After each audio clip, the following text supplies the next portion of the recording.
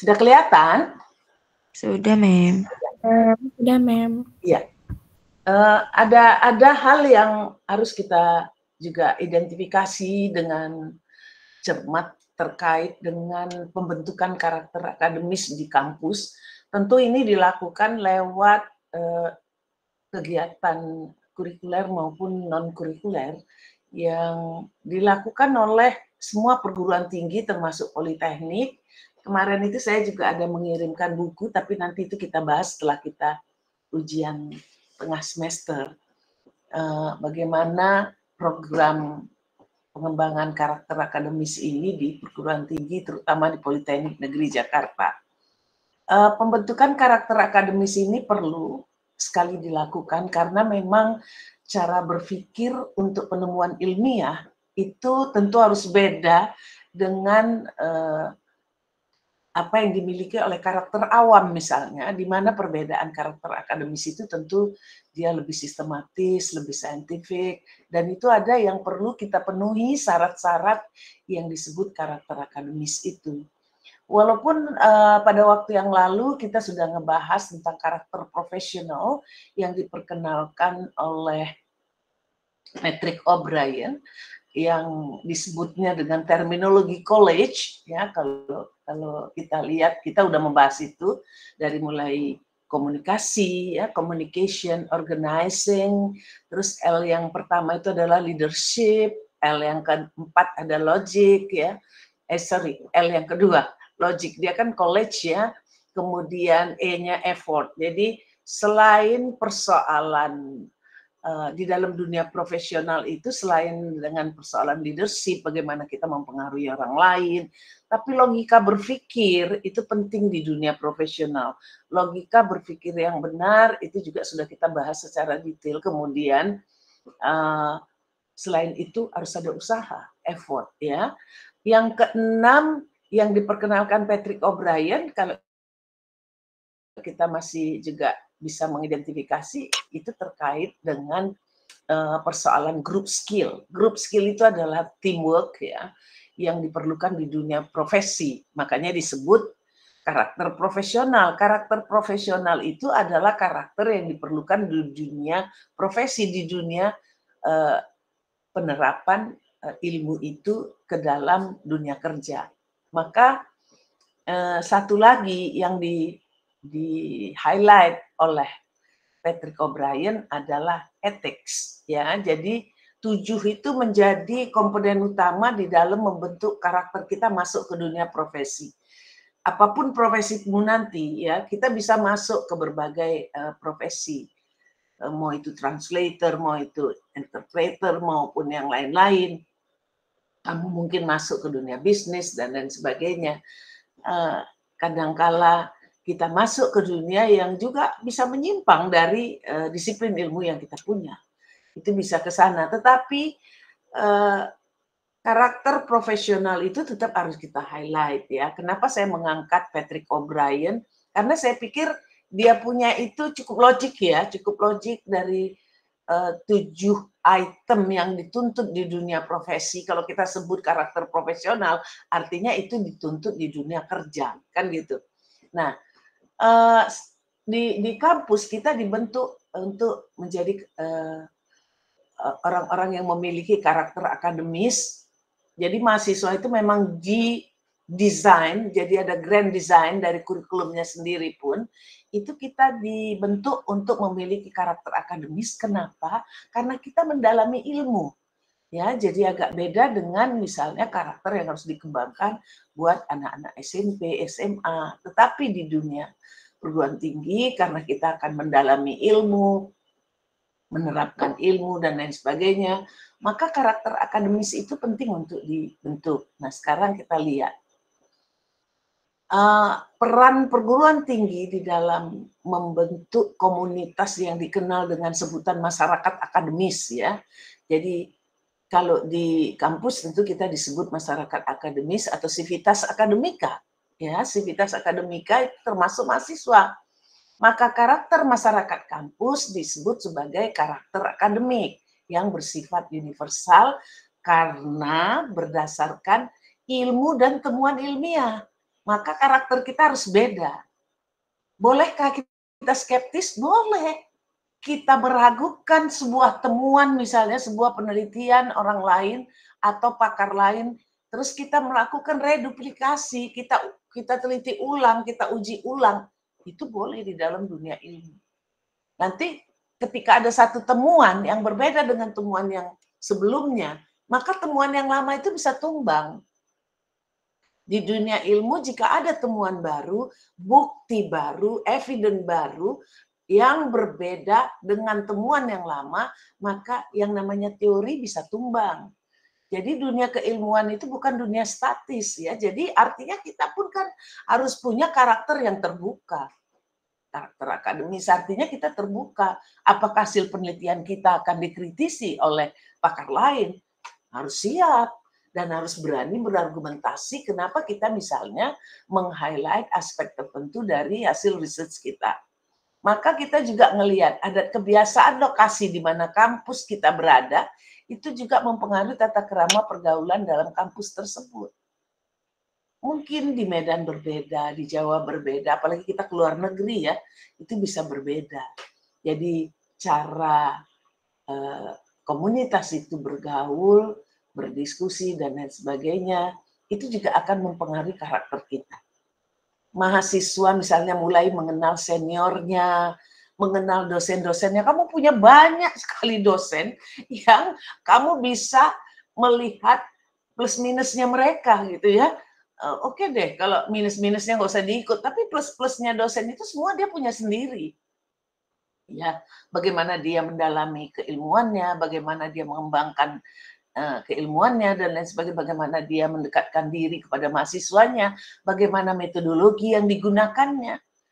They have their own strategy. Ya, jadi kamu mengenal ada senior, ada dosen-dosen, di mana kita bisa mempelajari bagaimana masyarakat kampus berinteraksi. Maka kita melihat pendidikan tinggi itu adalah bagian dari pendidikan nasional, itu udah pasti, yang menyiapkan sumber daya manusia masa depan, di mana mahasiswa adalah bagian utama. Jangan lupa, orang seperti Anda itu jumlahnya sedikit, sayang, jumlahnya sedikit. Ya, nggak sampai 20% dari anak-anak Indonesia yang duduk di perguruan tinggi. Kamu adalah orang-orang yang beruntung, yang bisa mendalami ilmu, yang bisa menjadi bagian dari sebuah lembaga yang mendalami ilmu. Maka kita ngelihat bahwa pengembangan karakter akademis mahasiswa itu adalah langkah yang sangat penting. Kalau saya sih nggak bilang sangat penting aja, tapi sangat strategik untuk dilakukan, baik pada saat menentukan pasar perguruan tinggi, ketika kami melakukan rekrutmen, sampai pada seleksi masuk, itu juga sudah kita tetapkan ya. Jadi artinya karakter akademis itu sudah mulai disosialisasikan. Maka kita juga melihat pendidikan itu sebetulnya adalah pilar yang menopang sebuah peradaban.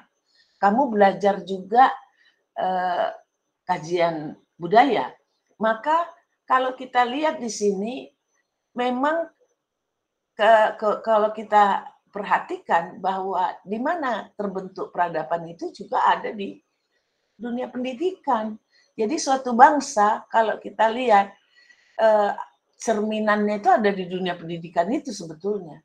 Jadi kalau orang-orang pinternya dikit, cuma berapa persen yang bisa masuk ke perguruan tinggi, ya pasti yang lebih banyak adalah orang awam daripada orang-orang yang akademis. Maka kita melihat kemajuan satu negara pun itu dilihat lembaga pendidikannya.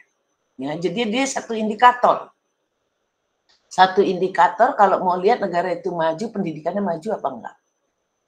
Nah, udahlah, kita udah ada ranking-rankingnya, silahkan diidentifikasi ranking-ranking perguruan tinggi itu. Jadi semakin maju lembaga pendidikan suatu negara, maka semakin maju pula peradaban negara itu, negara yang bersangkutan. Kenapa kita ada kejadian-kejadian yang menyeramkan kemarin dan sebagainya, penjarahan dan lain sebagainya, ya? Karena itu tadi kita belum menghargai hak-hak dan kewajiban kita dengan baik. Nah, maka kalau kita lihat faktor kegiatan perguruan tinggi itu kita lihat karakter mahasiswa dibentuk bisa dari kegiatan akademik di dalam perkuliahan, bisa yang non-akademik. Kalau saya melihat leadership di dalam kelas itu dikit. Paling yang ketua kelas atau yang bertanggung jawab menangani perkuliahan. Jadi kan Anda sendiri tiap-tiap mata kuliah ada penanggung jawabnya dari kelas mahasiswa. Itu juga diperlukan leadership, ya, koordinasi dengan dosen dan lain sebagainya. Maka kegiatan akademik itu juga adalah bagian dari pembentukan karakter kita sebagai mahasiswa di kampus. Tapi ada yang non-akademik. Leadership itu lebih banyak di non-akademik itu sebetulnya. Masuklah ke dunia organisasi kemahasiswaan. Mau itu KM, mau itu himpunan, mau itu BEM, ataupun MPM, silahkan kita berorganisasi. Karena di dalamnya pun kita ada membangun group skill, kita membangun etika, kita membangun leadership, dan lain sebagainya. Maka faktor kegiatan akademik ukurannya memang lebih mudah diukur.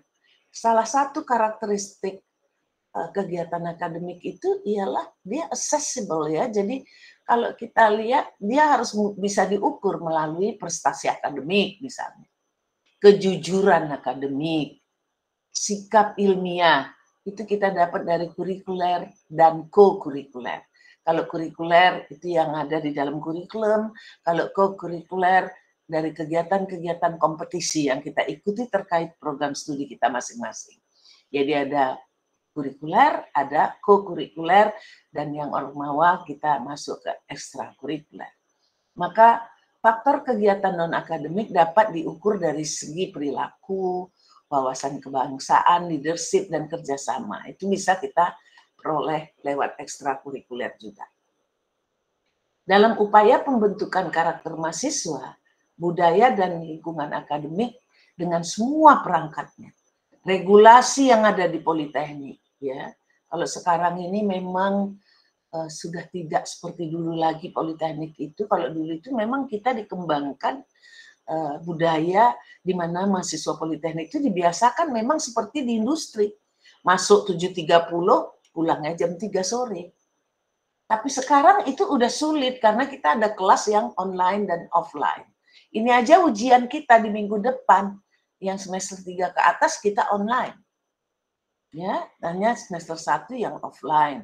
Jadi itu udah sulit menciptakan budaya akademis itu atau budaya industri kalau kita mau lihat bagaimana karakter profesi itu kita kembangkan di dunia kerja.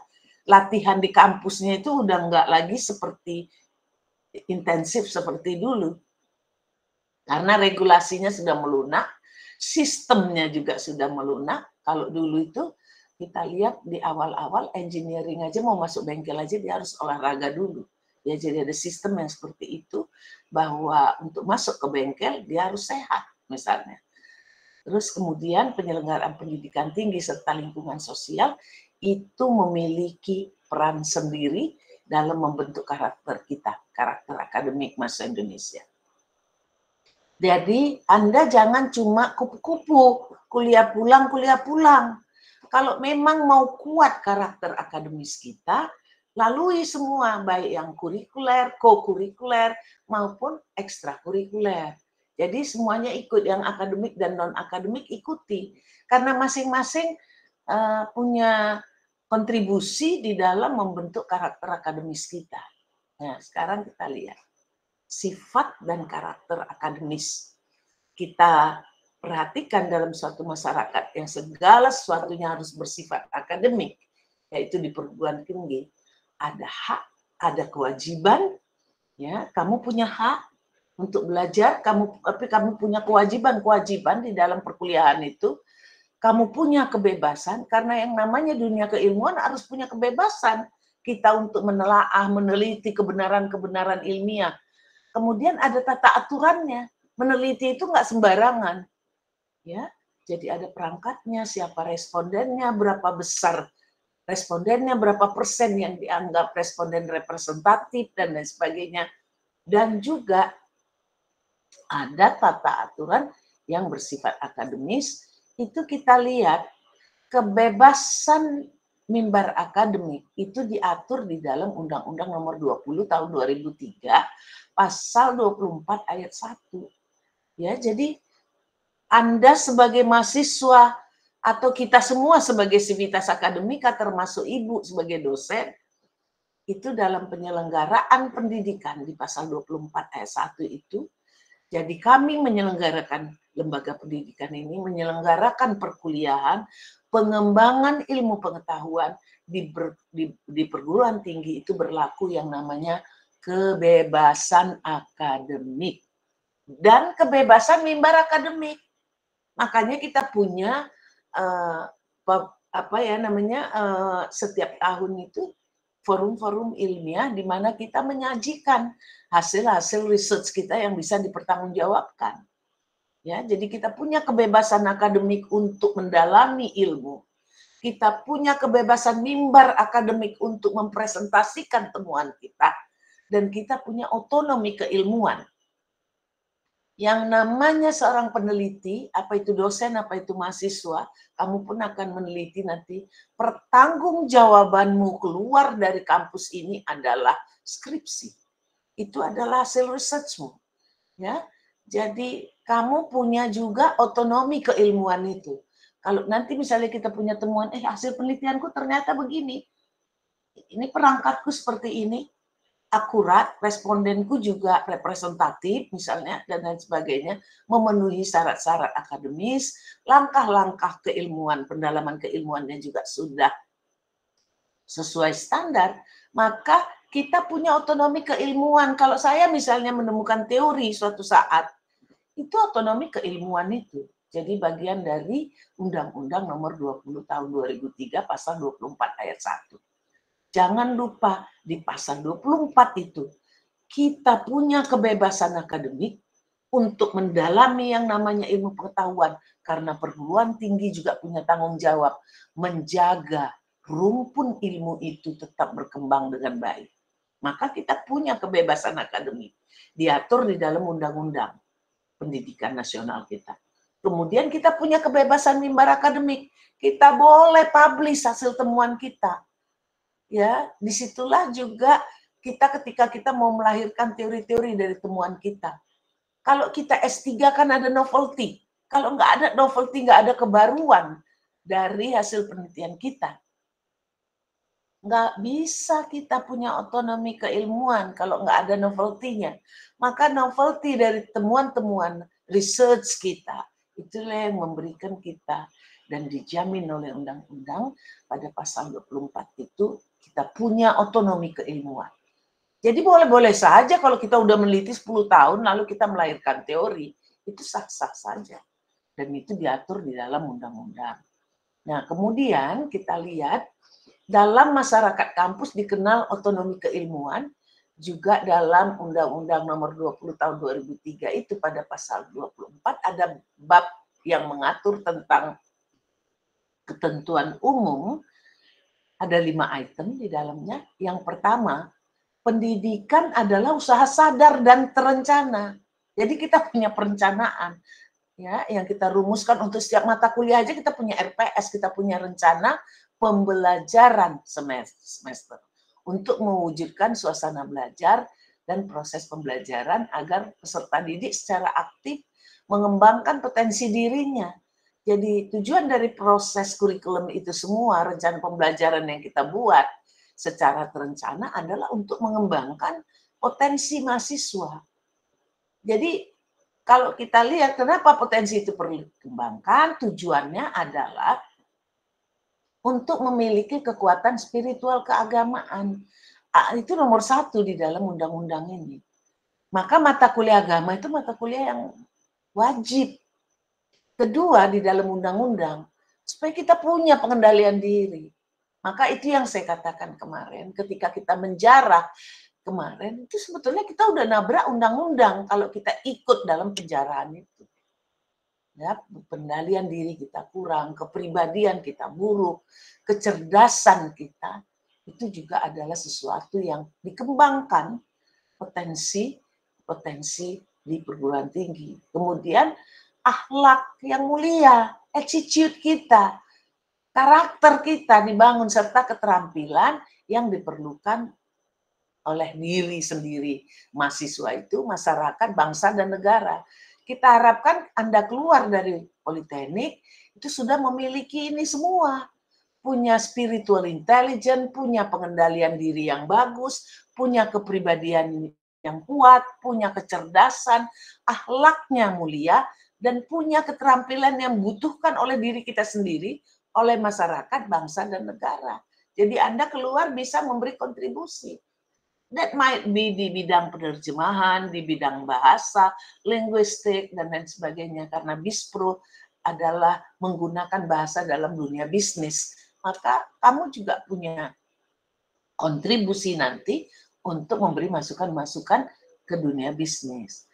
Nah, poin kedua dari pasal 24 itu adalah pendidikan nasional merupakan pendidikan yang berdasarkan Pancasila dan Undang-Undang Dasar Negara Republik Indonesia tahun 1945 yang berakar pada nilai-nilai agama. Lagi-lagi, memang di negara kita ini agama itu di-highlight.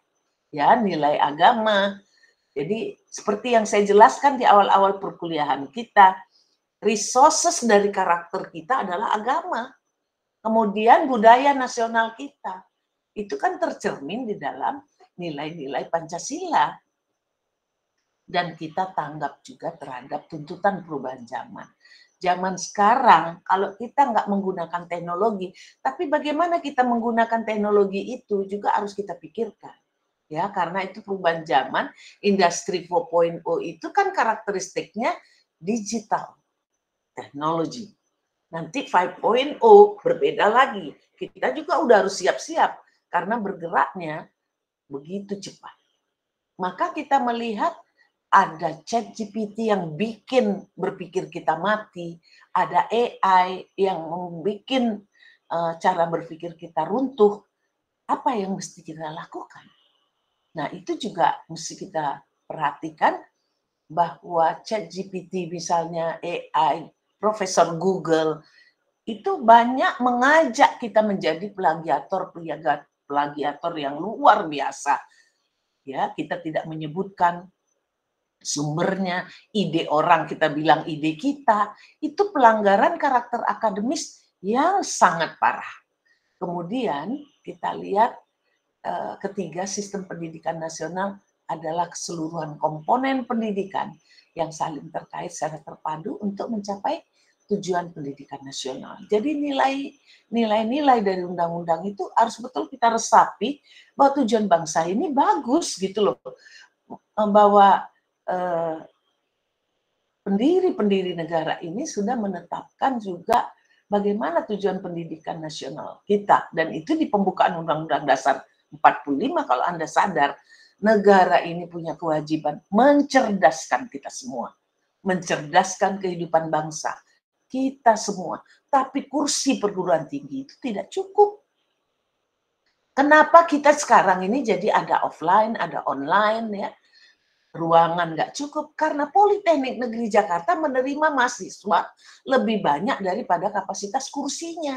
Jadilah kita belajar ada yang online, ada yang offline. Yang mahasiswa baru ya diwajibkan offline. Tetapi kalau mahasiswa yang lama, yang sudah semester 5 seperti Anda, kita melakukannya online. Sistem pendidikan itu kalau kita lihat harusnya tersedia untuk semua anak Indonesia. Sebab kalau kita lihat negara kita ini kan welfare state ya. Welfare state itu kalau kita sebut negara kesejahteraan, maka pendidikan dan kesehatan adalah hak daripada masyarakat. Karena kita bayar pajak. Pajak itu harusnya dikembalikan ke kita, tapi karena hutang kita banyak, maka pajak itu tidak dikembalikan ke kita.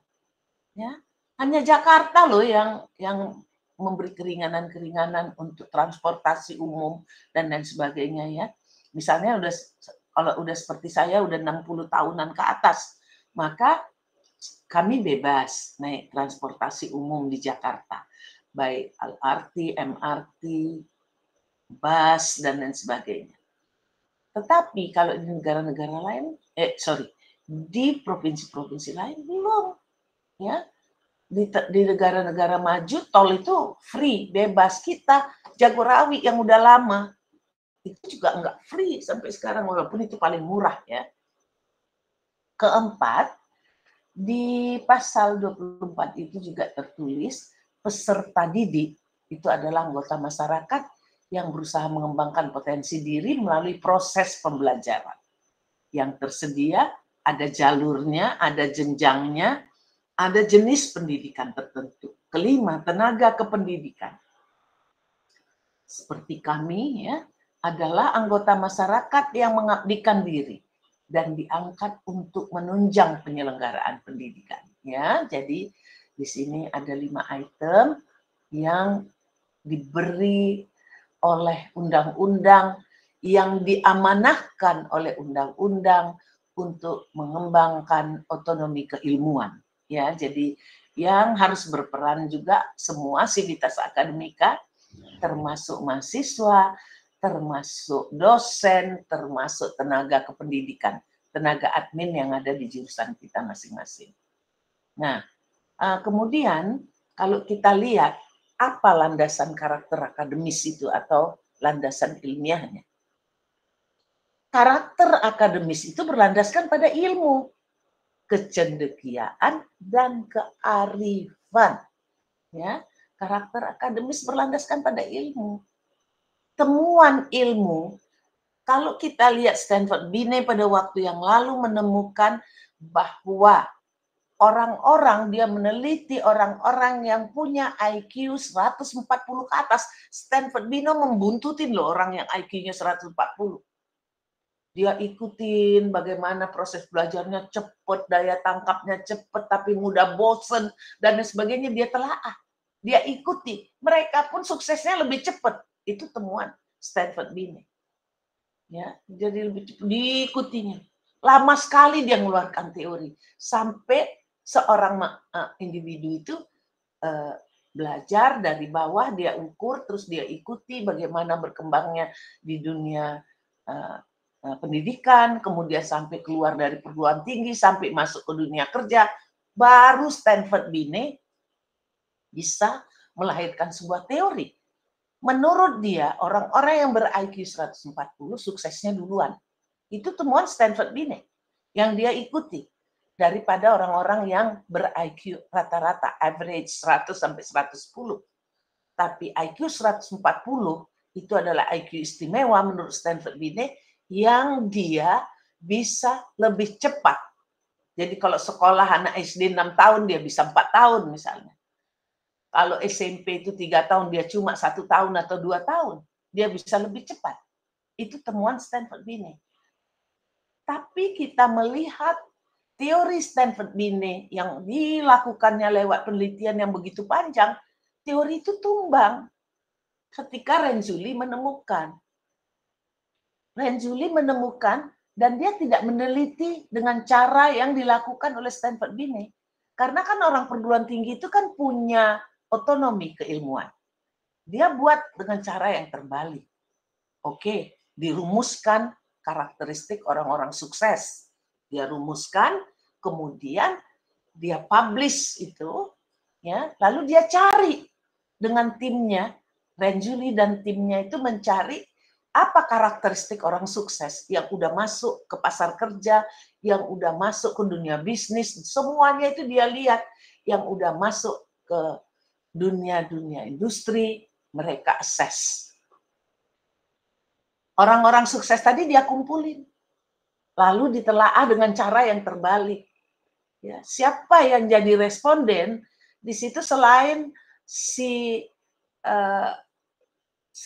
si orang yang diteliti, itu juga adalah individu yang diteliti yang sukses tadi, juga yang diteliti adalah respondennya, significant people yang mempengaruhi orang yang sukses tadi. Jadi udah dibuat indikator-indikator sukses apa, ketemulah orang-orang sukses. Renzulli meneliti si individu itu sendiri seperti apa, kemudian orang-orang yang berpengaruh pada diri si individu ini. Dari mulai ayah ibunya, saudara-saudaranya, teman-teman bermainnya, guru-gurunya itu diwawancarai. Ya. Dan Renzulli menemukan ternyata nggak cuma IQ yang bikin orang, kenapa Stanford Binet tumbang, karena Stanford Binet terlalu menekankan persoalan IQ tadi yang harus 140 ke atas. Ternyata Renzulli menemukan orang sukses yang dengan indikator mereka rumuskan itu, IQ orang-orang sukses itu ternyata masuk kategori average. Nggak tinggi-tinggi amat, ada yang tinggi tapi sedikit, tapi nggak tinggi-tinggi amat, kemudian nggak ada yang rendah. Dia masuk pada kategori, jadi orang sukses itu harus masuk kategori average, IQ-nya 100 sampai 110. Itu kesimpulan Renzulli. Nah, lalu Renzulli melihat aspek kedua yang dilihatnya adalah kreativitasnya. Ya, creativity. Kita tahu bahwa creativity itu adalah di kuadran D-nya Ned Herman. Ya, di kuadran D-nya Ned Herman, creativity, kemudian dia cek creativity quotient-nya, dia ukur. Karena Renzulli itu adalah psikolog, dia ukur. Dia ukur, ternyata orang sukses itu juga kreativitasnya sedang-sedang saja, tapi bukan di bawah. Jadi dia masuk juga dalam kategori average. Dan dia kalau terlalu tinggi, rupanya juga orang susah diatur kalau kreativitasnya terlalu tinggi. Jadi cukup average yang ditemukan oleh Renzulli, tapi rupanya skor yang tinggi dari hasil pengukuran Renzulli adalah task commitment. Komitmen seseorang terhadap tugas itu yang harus tinggi kalau mau sukses. Jadi temuan Renzulli, semua orang sukses yang sudah masuk indikator penelitiannya si Renzulli yang dijadiin responden itu, ternyata semua task komitmennya itu luar biasa, melebihi average. Nah, jadi tumbanglah Stanford Binet dengan teorinya Renzulli. Renzulli memberi nama teori itu, nanti kamu bisa buka, Three Ring Conception. Jadi konsepsi tiga lingkarannya si Renzulli itu, orang akan sukses kalau tiga lingkaran itu terintegrasi. IQ-nya cukup sedang-sedang saja, tidak boleh rendah. Kemudian ring kedua adalah kreativitasnya juga average, tetapi task commitment tinggi. Itu kalau berintegrasi, tercampur dia, blending, maka orang itu akan lebih cepat sukses daripada orang lain. Nggak perlu kita pinter-pinter amat juga, enggak. Ternyata itu temuan Renzulli loh, bukan temuan ibu. Itu kan otonomi keilmuan, hasil temuan dia seperti itu. Dan dia bisa buktikan kebenaran itu. Yang disebutnya Three Ring Conception tadi. Walaupun kita tahu ada Daniel Goleman yang kemudian menyatakan 80% dari kesuksesan orang adalah emotional intelligence-nya, kecerdasan emosinya. Itu kan di ranah kuadran C. Tapi saya juga meragukan kalau yang 80% itu, tetapi namanya ilmu ya, harus saya buktikan dulu. Kok besar banget gitu ya 80% itu. Daniel Goleman menemukan emotional intelligence, 20% aspek-aspek lain. Jadi kita lihat bahwa satu teori bisa tumbang ketika ada temuan teori yang dianggap lebih mendekati kebenaran, maka karakter akademis itu juga harus berlandaskan ilmu. Tapi logis juga sih kalau kita lihat temuannya Renzulli itu. Kamu cerdas, tapi begitu diberi kerjaan suka-suka kita. Komitmen kita terhadap tugas rendah. Ya, Bu Leni bilang minggu depan kamu ngasihnya 1 bulan lagi. Ya, skormu kurang dong kalau kayak gitu. Karena apa? Deadline of the task tidak dipenuhi. Itu gampang buat saya. Ketika kamu submit, itu kelihatan di layar e-learning. Berapa lama kamu terlambat, berapa jam, berapa hari. Hari dan jamnya ada, saya bisa lihat. Submit kerjaan itu kan kelihatan oleh saya di e-learning. Berapa jam berapa masukinya, berapa lama terlambatnya. Kalau dia on schedule nggak ada keterangan terlambat berapa jam, terlambat berapa hari, nggak ada. Tetapi kalau terlambat itu kelihatan, bisa dibaca. Ya, jadi sebenarnya task komitmen yang tinggi menurut Renzulli sampai sekarang nggak ada yang bantah loh itu. Belum tumbang teorinya Renzulli itu. Tapi teori Stanford Binet udah tumbang. Ya, jadi di dunia orang-orang yang belajar psikologi, itu teorinya Stanford Binet udah lama tumbang. Kalau teori Renzulli sampai sekarang masih dipakai orang. Ketika bersinergi, kecerdasan yang average, creativity yang average, task commitment yang tinggi, itu blending tercampur, maka orang tersebut akan duluan sukses daripada orang-orang yang cerdas tapi task commitment-nya rendah dan kreativitasnya nggak ada. Jadi itu yang kita lihat sampai sekarang, itu teorinya Renzulli belum tumbang ya, nanti kita cari. Kemudian elemen pembentuk karakter akademis itu apa? Satu, metode ilmiah. Jadi landasan epistemologis ilmu itu adalah metode ilmiah. Apa yang dilihat metode ilmiah ini sebetulnya sudah dikembangkan sejak kurang 4 abad yang lalu. Metode ilmiah itu memperhatikan satu, fakta yang objektif. Ada evidence. Evidence itu juga harus dilihat apakah evidence itu valid atau tidak. Ya, jadi itu dilihat sufficient apa enggak evidence itu. Jadi ada persentase responden yang representatif untuk komunitas yang besar, 15% udah dianggap representatif. Tapi kalau responden yang di bawah misalnya 100 orang atau satu komunitas yang ribuan, itu berapa persen yang dianggap representatif, itu ada aturannya. Kamu belajar itu di metode penelitian ilmiah. Ya, kemudian kita bisa melakukan observasi, pengamatan, seperti yang dilakukan Stanford Binet, dia observasi. Ada yang melakukan eksperimen, ya, dia bisa melakukan percobaan-percobaan untuk mengumpulkan data empiris. Data empiris adalah data-data pengalaman yang kita lewati, yang kemudian dianalisis untuk menghasilkan suatu kesimpulan. Apa karakter akademis yang harus dipegang oleh masyarakat ilmiah? Yang pertama adalah jangan mengambil kesimpulan sebelum ada kecukupan bukti.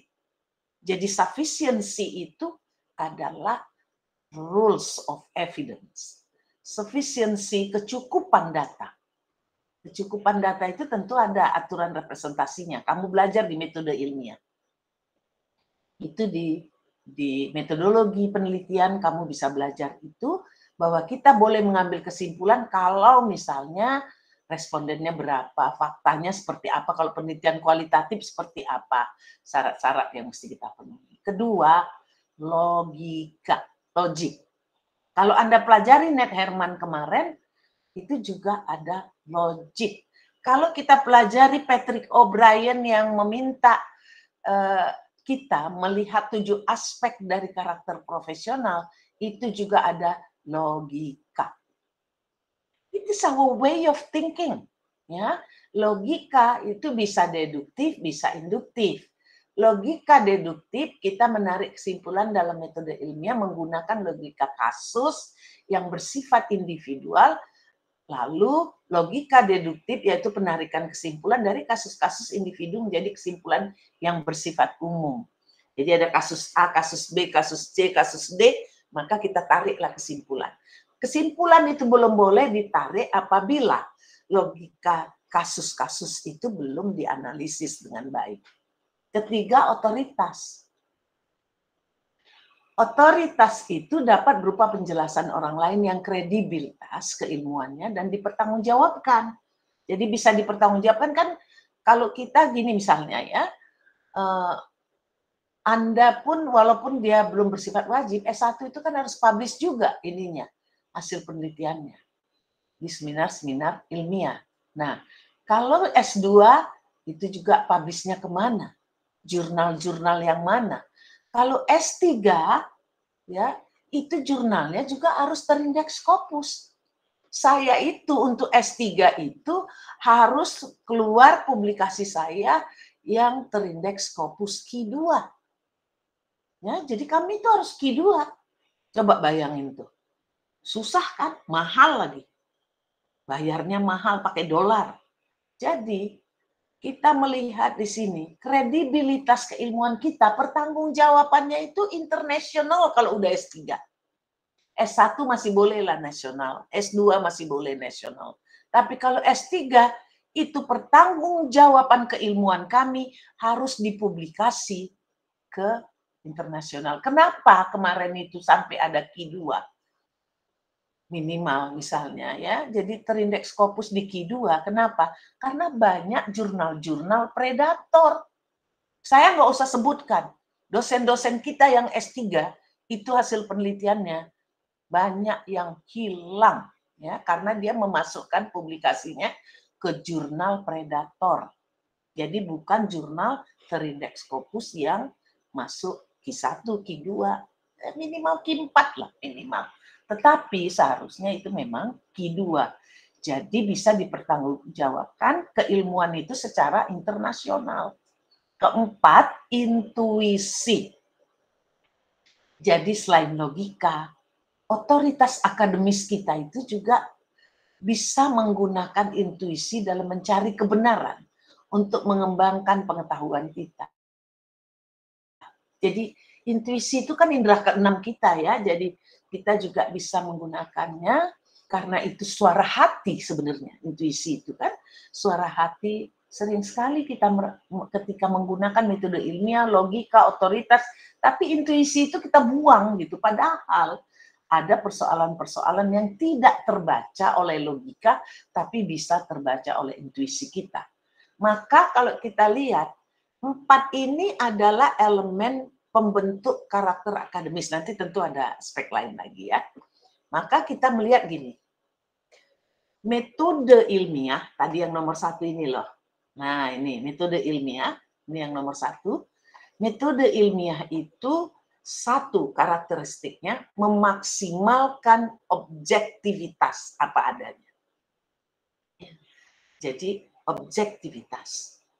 Kedua, dia bisa dilihat dari fakta-fakta empiris. Kalau nggak ada bukti-bukti empiris yang dialami orang lain, itu sifatnya spekulatif. Ya, spekulatif itu boleh sebelum ada fakta. Kita spekulasi dulu, kita skeptis dulu. Ini kayaknya ada apa ya masalah di balik ini ya, gitu ya. Jadi di situ kita nggak usah, misalnya saya ketika saya menggunakan aspek keempat ini intuisi ya. Kalau kita lihat misalnya kemarin penjarahan Sahroni, Ibu Sri Mulyani, Uya Kuya, Eko Patrio, intuisi saya gini, kok begini ya bangsaku? Bukan haknya dia rampas gitu ya. Ketika jam Sahroni yang miliaran harganya, mereka pun nggak tahu mau kemana jualnya. Ya, siapa pembelinya? Bingung tuh masyarakat. Akhirnya jamnya dikembaliin. Coba. Jadi di situ kan intuisi saya juga bekerja kadang-kala. Kok mau ya masyarakat diberi begitu nilainya, begitu aspek spiritualnya rendah sekali ya, yang bukan haknya dia ambil. Itu intuisi kita kan keluar. Ketika kita melakukan judgement itu, logika kita bekerja dengan suara hati kita. Itu juga seperti itu. Itu pasti keluar. Kemudian ketiga, metode ilmiah itu berdasarkan data-data yang akurat, accuracy of the data. Data yang akurat itu berapa persen dari komunitas? Itu harus dilihat. Kalau komunitas besar ada persentasenya. Komunitas kecil ada persentasenya. Kalau artinya semakin mendekati seluruh populasi, maka data itu akurat. Kalau populasinya itu 1.900 itu sudah mendekati akurat. Tapi sebetulnya kalau kita meneliti, ya ini saya katakan meneliti, yang namanya akurat itu tergantung juga bendanya. Kalau kita mau merasakan rasa air di dalam sebuah gelas. Kan nggak perlu air itu kita minum semua. Kita ambil 1 sendok pun itu sudah bisa kita tahu rasa air itu manis, asin, asam di dalam 1 gelas. Maka air yang kita ambil 1 sendok itu adalah sampel. Ya, representasi dari rasa air yang ada di dalam gelas. 1 gelas itu. Jadi untuk mengetahui rasa air di dalam gelas, kita nggak harus menghabiskan semua air di dalam gelas itu. Tetapi kita ambil cukup 1 sendok saja. Itu sudah akurat. Jadi air yang 1 sendok itu merepresentasikan air di dalam gelas. Itu sudah akurat kita ambil 1 sendok. Maka data-data yang akurat itu memang harus representatif. Aturan ilmunya ada, jadi tergantung apa yang kita telaah, apa yang kita teliti. Fakta, data harus dapat diobservasi, dapat dilihat, dapat didengar, dapat dirasakan. Itu yang tadi Ibu katakan, intuisi kita bicara juga, emosi kita juga bicara, diukur dan bisa dilaporkan. Nah, itulah metode ilmiah. Paling tidak 4 karakteristik ini harus ada. Kalau namanya ilmiah, harus objektif, apa adanya, jangan dilebih-lebihin, jangan dikurang-kurangin. Kemudian dia merupakan fakta empiris yang memang terjadi, bukan spekulasi duga-dugaan kita saja. Ya, kita kan sering overthinking, padahal itu spekulasi sebenarnya overthinking itu. Tidak berdasarkan apa adanya fakta yang kita dapat. Dan data-data itu harus akurat. Tadi seperti saya katakan akurat, validitasnya juga harus bagus, sufisiensinya harus bagus, kecukupan buktinya. Kalau saya lebih bagus saya berlebih bukti daripada kurang bukti.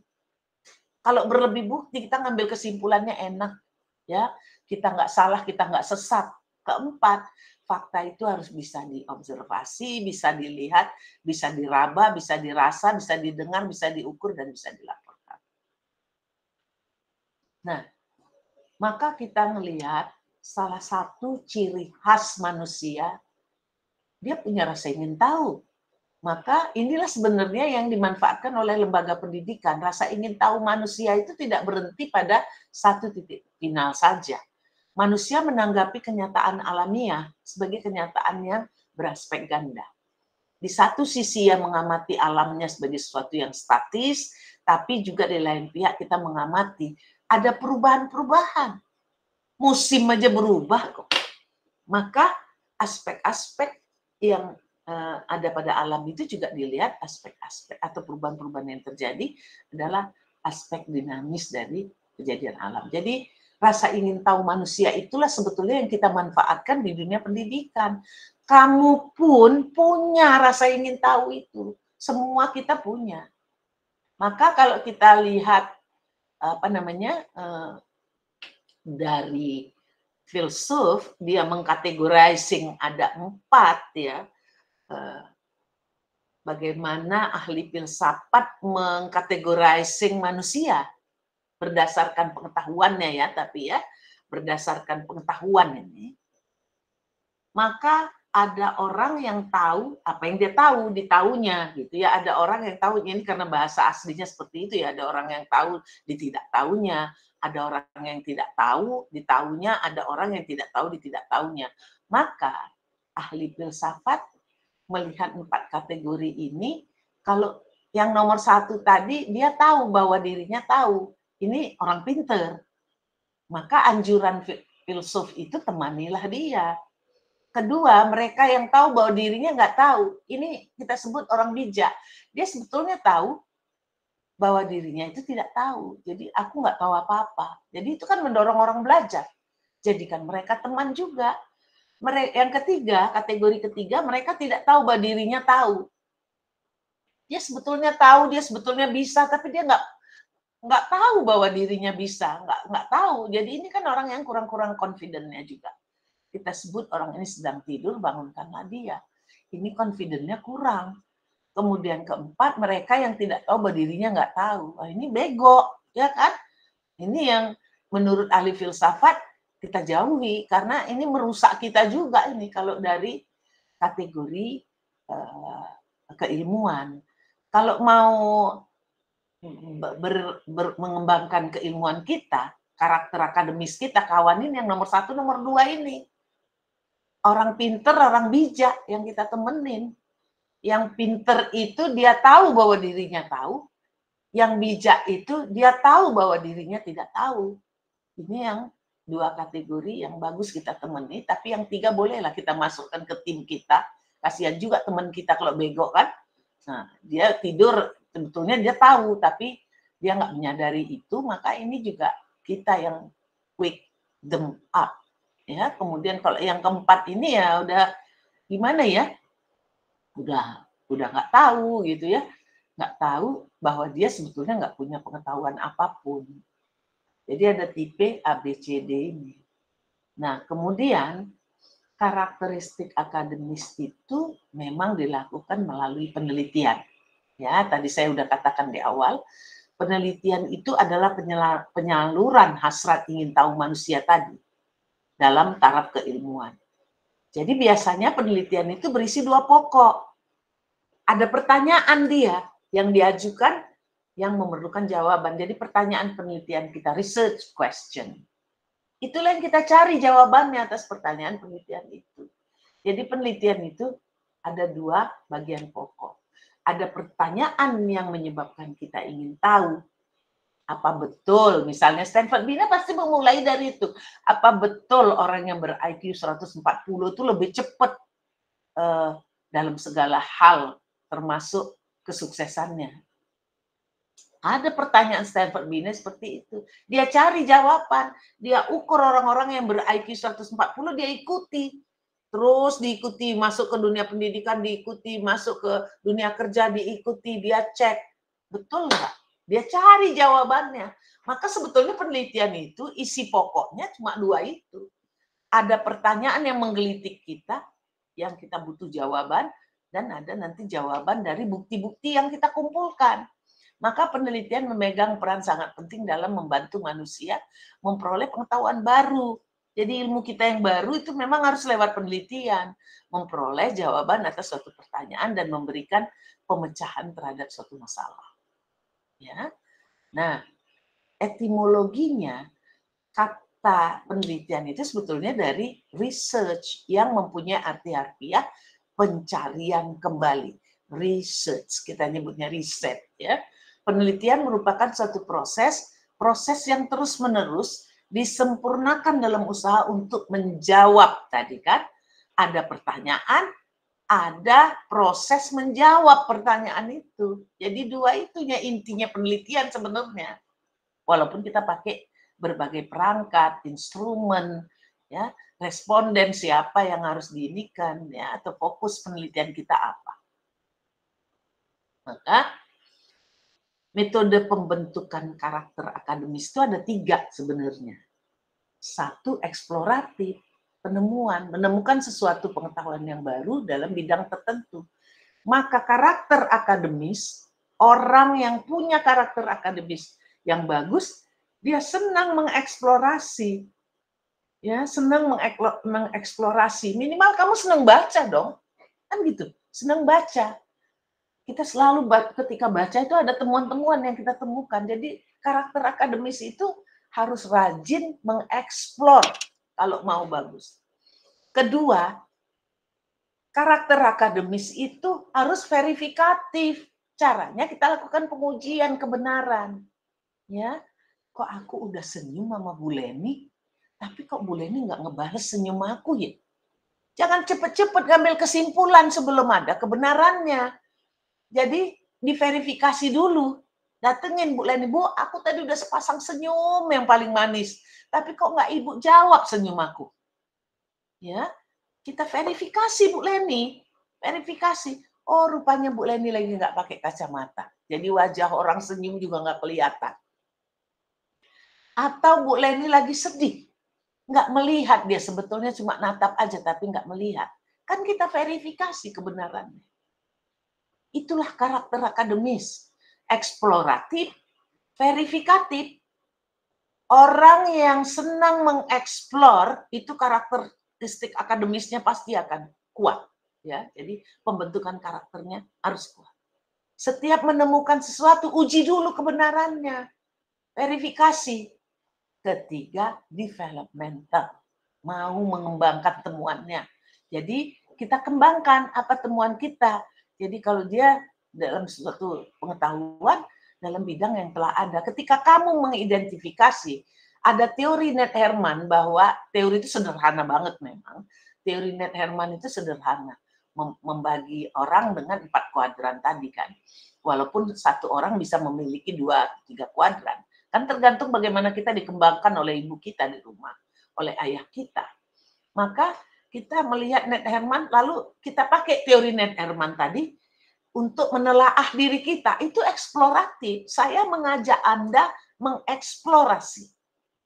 Nah, verifikatifnya, ya, uji, betul nggak aku seperti itu. Jadi day by day kita juga melakukan verifikasi. Lalu kita kembangkan developmental. Oh iya ya, aku tuh kayaknya dominan kuadran D deh. Aku kurang teratur, tapi inovasi-inovasiku hebat. Ya udah, kita udah tahu kekuatan kita, kita develop. Inilah ciri karakter akademis. Eksploratif, verifikatif, developmental. Ya, jadi ini yang kalau kamu lakukan 3 ini, explore. Mau dirimu, mau orang lain, fenomena alam, explore. Kedua, verifikatif. Uji kebenarannya.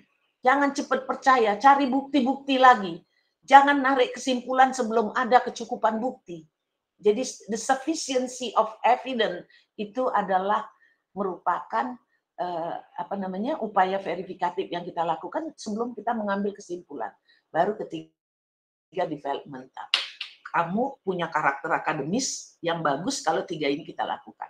Explore, verifikasi, apa yang kita explore, kemudian kembangkan, development. Nah, pendekatan dalam mencari jawaban dan memecahkan masalah, bisa kita melakukan pendekatan deduktif dari yang global ke spesifik, kita makro dulu, baru dipreteli, boleh. Pendekatan induktif boleh, yang pretel-pretel kasus lalu kita tarik kesimpulan umum. Itu namanya pendekatan induktif. Pendekatan ilmiah dari masalah, kita cari data pendukung, kita cari jawaban. Tadi kan ada problem duluan. Kemudian ketiga cara ini baik jika dilakukan secara intensif. Ini adalah pendekatan yang digunakan untuk penemuan ilmu. Oke, saya stop dulu sampai sini.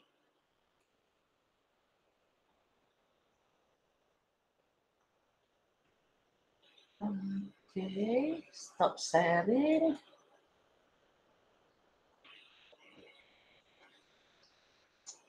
Iya, nanti kita lihat kerja kelompok berikutnya adalah bekerja di dalam kelompok 3 atau 4, cari 3 jenis penyimpangan yang dilakukan orang, penyimpangan karakter akademis.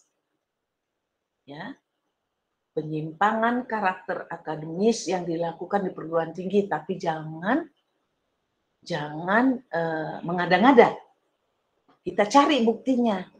Boleh dari berita, boleh dari bukti-bukti jurnal, boleh temuan-temuan, ya. Ada kasus-kasus misalnya di perguruan tinggi 10 profesor di Lambung Mangkurat dicabut gelar profesornya karena mereka melakukan plagiasi. Tapi ada beritanya. Harus ada bukti berita ya. Jadi kamu cari 3 penyimpangan karakter akademis yang bukan mengada-ngada, ya, yang bukan mengada-ngada, memang ada beritanya. Sudah, menurutmu apa yang salah terjadi pada mereka? Karakter akademis yang mana yang ditabrak? Ya. Jadi kita melihatkan kejujuran ilmiah yang nggak ada. Lihat undang-undang pendidikan kita tadi nomor 20 tahun 2023 itu. Kejujuran akademisnya nggak ada. Padahal di sana itu kan jangan bilang bahwa temuan itu adalah temuanmu. Kalau memang itu temuan bagus, kita mengaguminya, sebut siapa yang menemukannya. Ketika Stanford Binet ngebuntutin orang-orang yang ber-IQ 140, itu teorinya Stanford Binet. Saya nggak boleh bilang itu Lenny, teorinya Lenny, nggak bisa. Teorinya saya, karena saya linguistik penerjemahan, teorinya saya terkait linguistik penerjemahan. Karena kemarin saya mengkaji juga masalah-masalah yang terkait dengan kalimat dan kalimat-kalimat motivasi yang dituliskan oleh Stephen Covey. Ya, saya telaah kalimat-kalimat motivasi apa yang bisa membangkitkan semangat orang. Itu juga kalau saya kemarin memang ada aspek-aspek novelty yang saya temukan. Ternyata kata-kata motivasi itu sendiri pun tidak sama dengan kata-kata yang sehari-hari. Jadi vocabulary-nya pun berbeda. Jadi kalau tugasmu yang harus kamu kerjakan adalah kerja dalam kelompok, cari 3 berita penyimpangan karakter akademis yang terjadi di perguruan tinggi, nyontek, plagiasi, kemudian bisa juga kasus-kasus yang terkait dengan pengembangan produk, ya, yang sebetulnya produk itu sudah ada. Itu sih sebetulnya bukan plagiasi ya, development-nya yang kadang-kala tidak memenuhi standar dan lain sebagainya. Itu yang mesti kita kerjakan. Oke, Aura, apa yang mau ditanya sayang? Baik, Mem, terima kasih. Tadi kan ada info buat tugas ya. Itu tugasnya beda lagi dengan UTS atau seperti apa ya, Mem? UTS sendiri, UTS kita disuruh online, ya. Kalau ini, atau kita UTS-nya itu aja, gimana? Saya tantang Anda. Tapi tetap kelompok atau mandiri, Mem? Kalau seperti itu tugas yang tadi. Kalau UTS harusnya mandiri ya. Tapi saya membutuhkan kalian berdiskusi. Udah kelompok aja. Oke, Mem. Kelompok aja ya. Kelompok ya, Mem, UTS-nya. Oke, baik, terima kasih, Mem. Kelompok aja ya. Iya. Mem, saya izin bertanya. Iya, Happy.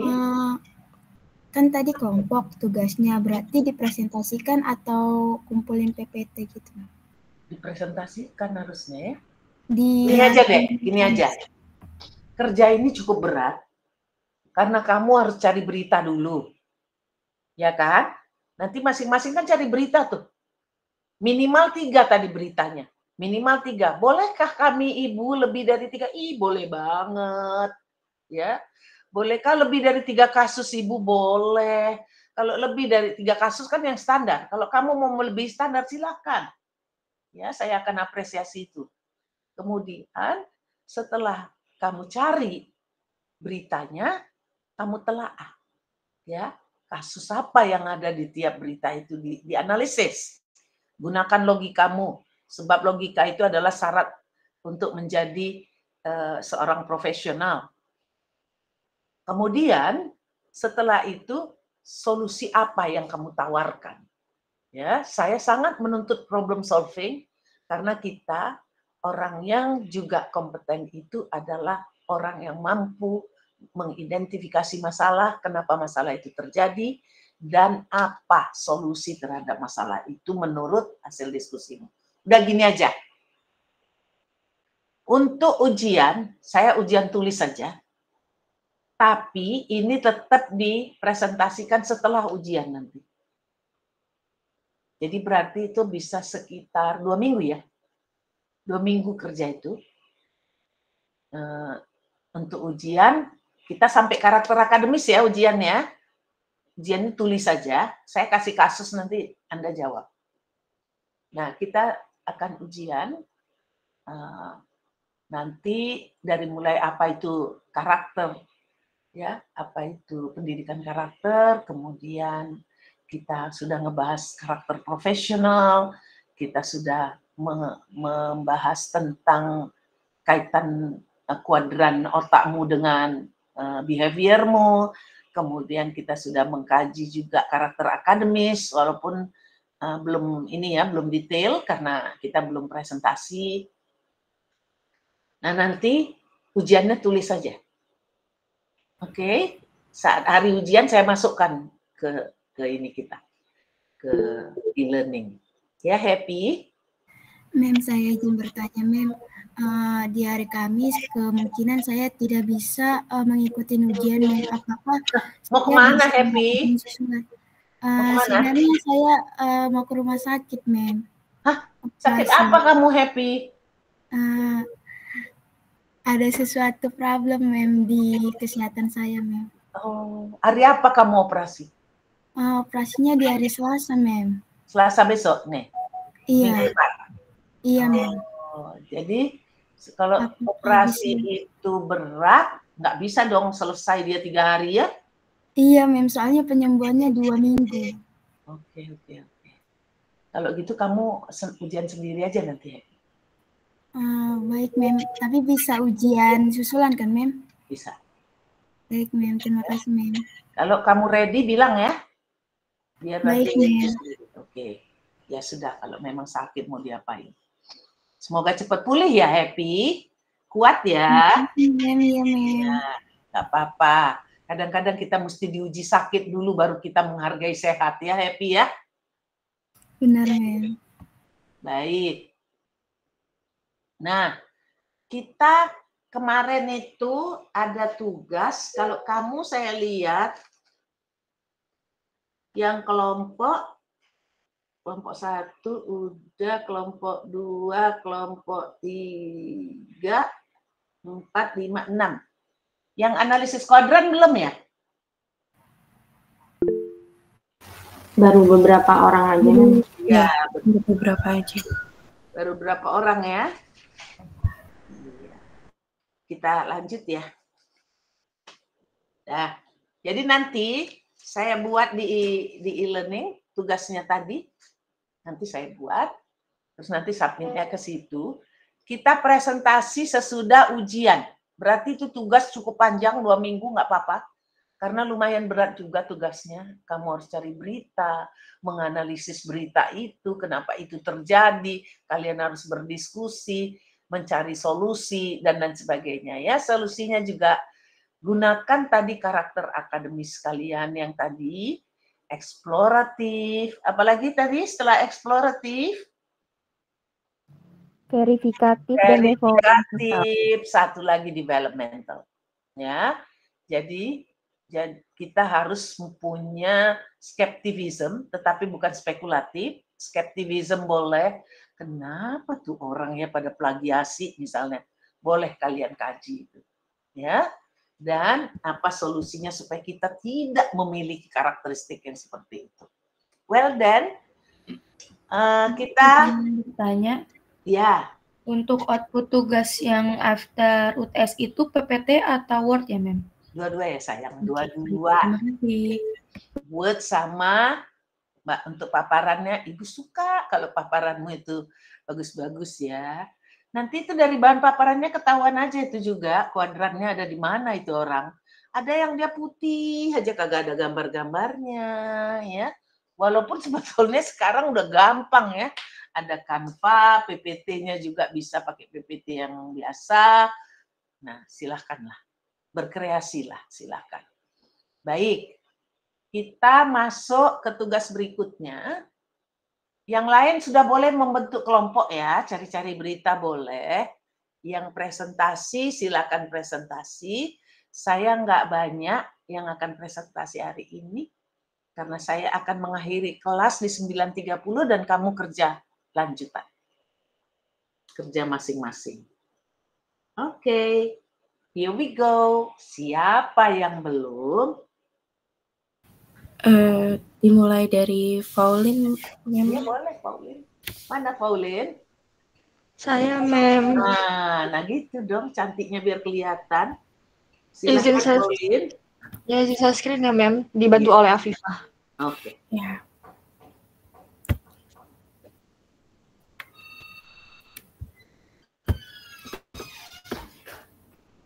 Ini 5A ya?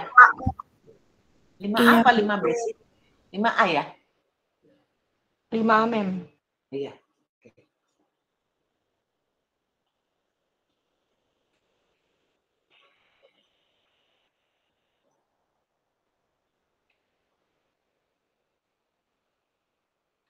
Pauline, full screen.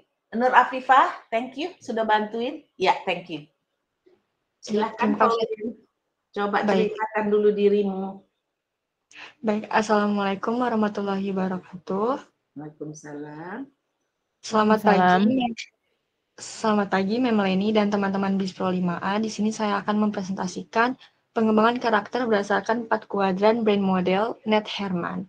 Dalam memahami cara berpikir dan karakter seseorang, Ned Herman mengemukakan model yang membagi otak menjadi 4 kuadran dengan gaya berpikir unik yang mempengaruhi sikap perilaku. Model ini dikenal sebagai 4 kuadran brain model atau whole brain thinking.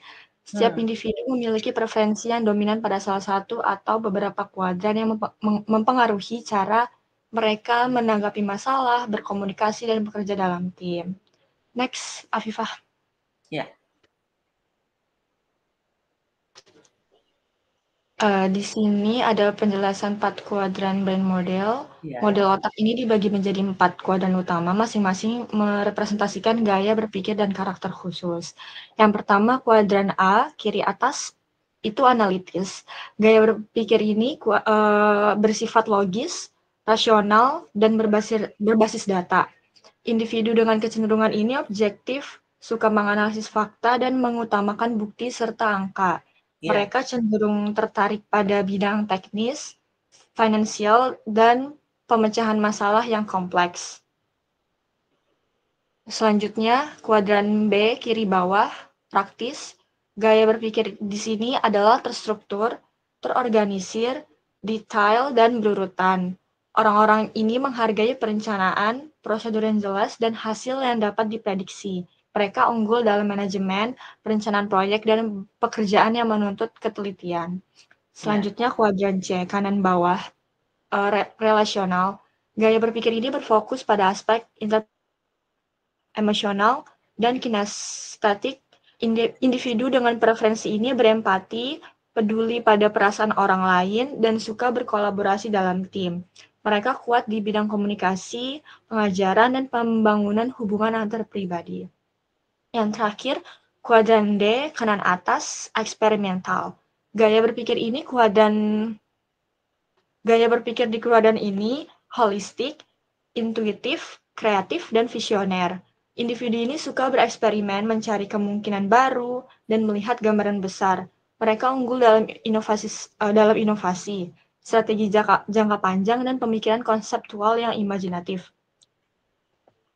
Next, Afifah. Ya, Afifah, thank you. Selanjutnya, analisis karakter diri berdasarkan 4 kuadran brain model. Menurut saya, kekuatan saya itu pada kuadran B dan C, kuadran B dan A. Ya.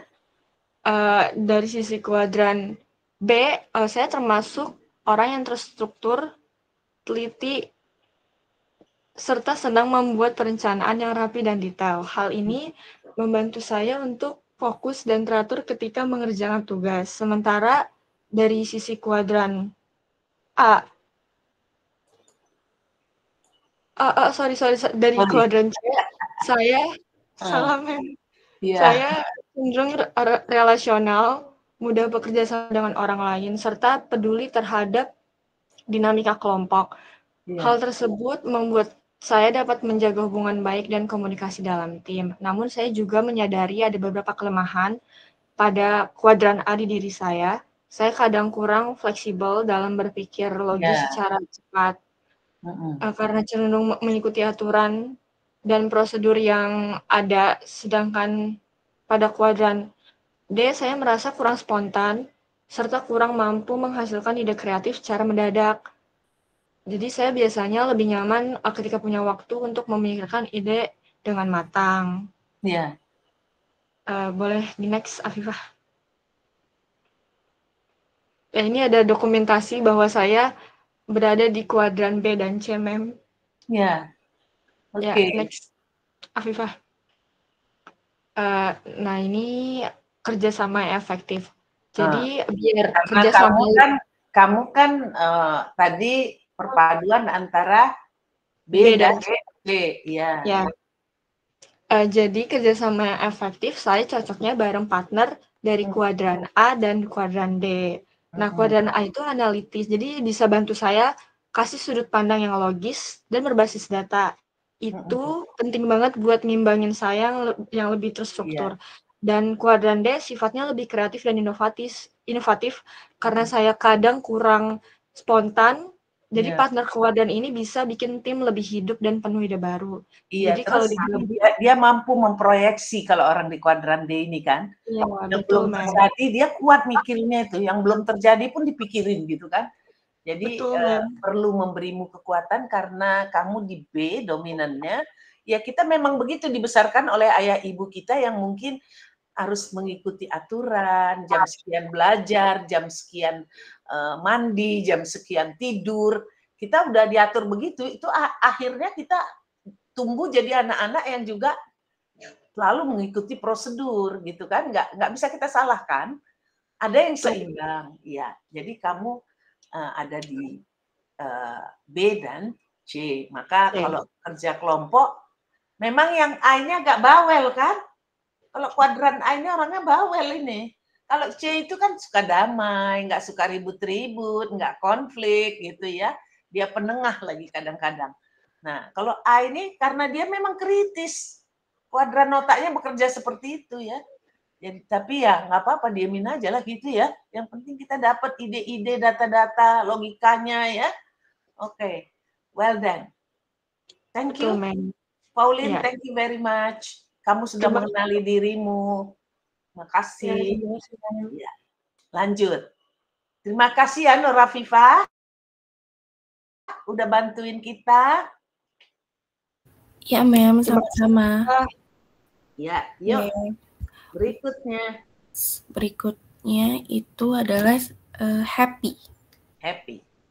Silakan Happy. Sebentar ya, Mem.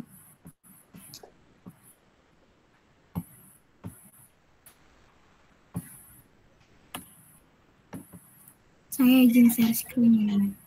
Ya.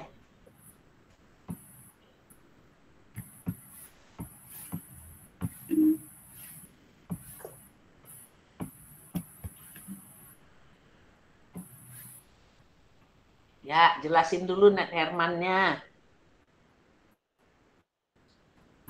Apakah sudah kelihatan, Mem? Ya, oke. Baik, sebelumnya perkenalkan nama saya Epi. Di sini saya ingin mempresentasikan tentang Net Herman, di mana Net Herman memiliki 4 kuadran brand model. Nah, jadi Net Herman ini membagi cara berpikir manusia itu menjadi 4. Yang dimana itu ada kuadran E, yaitu kiri atas, yang dimana itu ciri-cirinya logis, faktual, kritis, teknis, terus analitis, dan kuantitatif. Nah, biasanya itu cocok untuk orang-orang yang suka sains, matematika, riset, terus analisis data. Intinya orang-orang yang kritis gitu, Mem, cara berpikirnya gitu. Nah, kalau di kuadran B itu dia itu ciri-cirinya konservatif, yang dimana itu terstruktur, sistematis, dan detail dalam berencana gitu. Nah, biasanya itu dia cocok untuk administrasi, terus manajemen proyek, terus kayak perencanaan. Jadi dia lebih terstruktur dalam menyusun jadwal juga gitu, Mem. Nah, kuadran C juga itu ciri-cirinya interpersonal, terus emosional, spiritual, sensitif, dan berperasaan. Nah, biasanya itu juga cocok untuk hubungan sosial kayak komunikasi dengan masyarakat, komunikasi antar teman. Nah, itu biasanya komunikasinya bagus dalam menyampaikan informasi. Biasanya juga dalam konseling juga gitu, Mem. Nah, kuadran di ini juga biasanya orangnya ciri-cirinya visual, holistik, terus inovatif, terus berpikir imajinasinya kuat banget mem gitu kalau dalam apalagi dalam menggambar, mendesain gitu. Nah biasanya cocok untuk ide kreatif seperti seni, desain, inovasi, terus kayak pikirannya itu kayak cepat banget mem, kayak berimajinasi langsung tap gitu, kayak bisa ya langsung nyusun ide lah gitu mem. Iya, ide-idenya kuat ya. Iya mem. Nah, kalau saya identifikasi diri saya, itu saya terdapat di kuadran C dan D. Tapi di kuadran E juga saya itu sebenarnya ada, cuma sedikit. Karena biasanya saya orangnya kayak suka banget debat gitu kan. Karena harus ditandai dengan bukti juga gitu. Emang benar gitu. Jadi kayak lebih banyak bertanya gitu. Cuma kadang... Ini happy. Itu juga bisa dipengaruhi oleh budaya ya. Kalau kita ini orang Sumatera itu kan egaliter, semua anak punya hak bicara, ya. Jadi pada jago-jago tuh jadi pengacara kan ya. Iya. Kita diberi apa ya, cukup demokrat lah. Kalau keluarga-keluarga Sumatera itu demokrat ya. Jadi semua anak boleh berbicara gitu. Kalau kita banding dengan orang yang dari Jawa Tengah misalnya, kalau kita banyak kali ngomongnya dianggap nggak sopan itu kalau di Jawa Tengah. Ya, mungkin kamu dipengaruhi oleh budaya itu juga ya. Jadi kamu punya karakter seperti itu. Oke, ada juga yang seimbang biasanya itu. Lanjut. Iya, karena dulu itu saya emang rencananya mau jadi pengacara sih mem, cuma orang tua pada nggak setuju. Oke. Terus saya juga orangnya itu suka mengajak orang lain berbicara gitu mem, apalagi orang asing gitu. Kadang saya langsung negur aja gitu tanpa menginisiasi ya, menginisiasi ya. Iya. Dan saya juga suka komunikasi antar masyarakat karena kayak terpacu untuk bicara aja mem, kayak ya terdorong gitu. Ya. Terus ini juga saya sukanya hobi mendesain gitu, kayak fitur aplikasi yang kayak Photoshop, Canva, CapCut gitu. Nah, jadi saya sering berimajinasinya lewat mimpi, mem. Jadi sebelum saya ngedesain, saya biasa mimpi gitu kan. Setelah mimpi, saya langsung catat di notes gitu, mem. Iya. Jadi dapat ide ya. Iya, mem. Biasa saya tidur dulu gitu. Terus saya juga suka menggambar, tapi menggambarnya ini saya biasanya ungkapin lewat bicara gitu mem. Jadi saya gambar terus saya jelasin sama teman-teman lain kalau itu konsepnya gini gitu.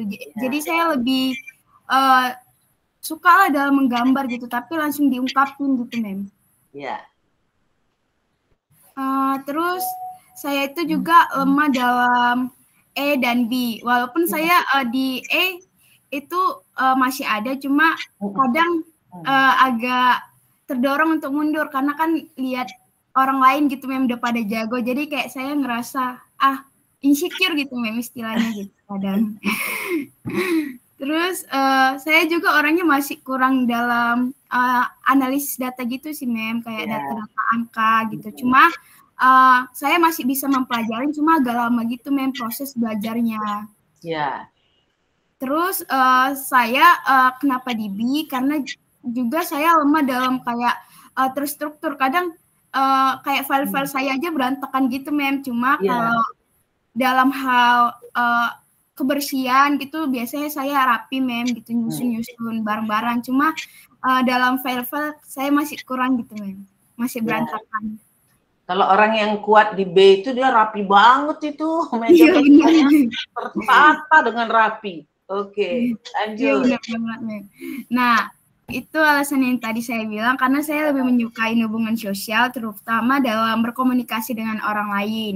Nah, buktinya nanti ada di slide selanjutnya, karena saya biasanya suka mengikuti kegiatan organisasi, kepanitiaan, apalagi dalam hubungan pengabdian masyarakat. Itu saya sangat senang sekali sih, mem, kayak pengen ngulang lagi gitu, kalau bisa ya berapa kali seminggu deh ke sana gitu. Iya. Kalau gitu kamu betul-betul C ini. Iya, mem, karena sesuai bukti ya, sesuai bukti ya. Iya. Karena saya sangat senang sekali sih mem kalau dalam hubungan seperti itu. Terus kuadran D ini juga saya juga terbiasa untuk berpikir imajinasi, apalagi kayak ngedit video gitu. Biasa saya kayak tadi seperti saya bilang mimpi terus saya langsung saya catat gitu biar nggak lupa. Terus buktinya itu kayak di SMK itu saya mengambil jurusan desain grafika karena kan desain grafika itu menuntut kita kreativitas tinggi ya dalam ngedesain poster, spanduk, bla bla bla gitu karena kan benar-benar diperlukan imajinasi gitu Tapi dan kamu nggak salah jurusan nih, kenapa nggak masuk ke grafika kemarin? Kata kakak sih gara-gara saya udah punya skillnya, mending asa yang lain dulu katanya gitu Oh, gitu. Iya, kalau keinginan tapi saya bahasa sih, juga suka gitu ya? Sebenarnya masih kurang sih. Kurang ya. Jujurnya. Harusnya masuk desain grafis itu.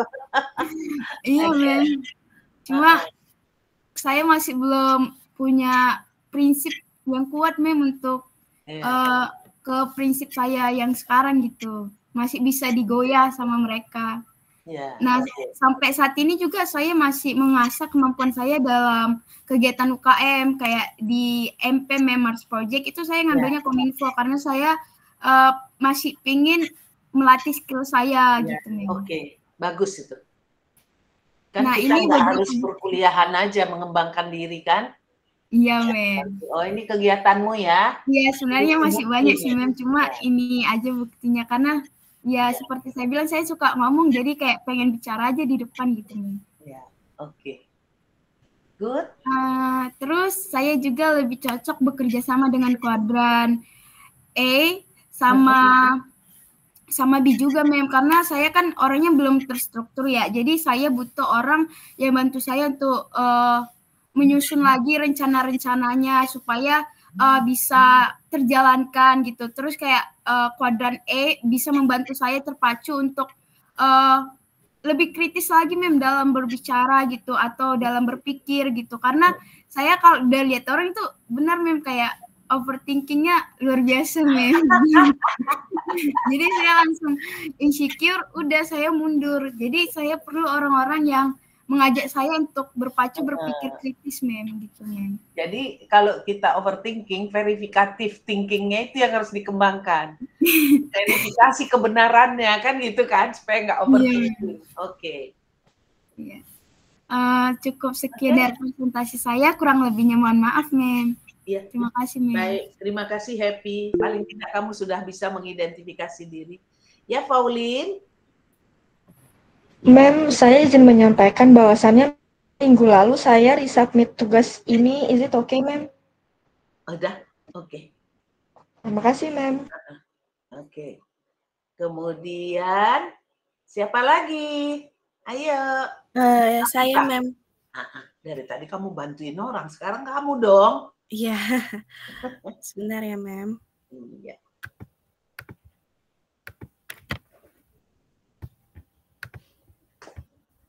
Ini kan full screen.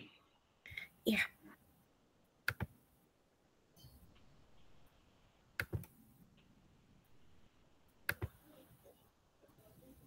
Ya, oke.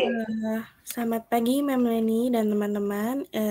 Pada kesempatan kali ini izinkan saya untuk mempresentasikan tentang materi 4 kuadran dari Ned Herman dan juga saya menganalisis diri saya sendiri terhadap teori dari 4 kuadran brain model ini. Oke, langsung aja terkait brain model dari Ned Herman itu ada 4, yaitu ada dari kuadran A yang berfokus pada logika, data, analisis, yaitu lebih kritis dalam hal-hal yang memang harus ada buktinya. Di kuadran B itu orang yang sering menekankan keteraturan, orang yang sistematis, teliti, lalu juga sangat teratur gitu. Yang C itu lebih ke emosinya, itu sangat pintar ya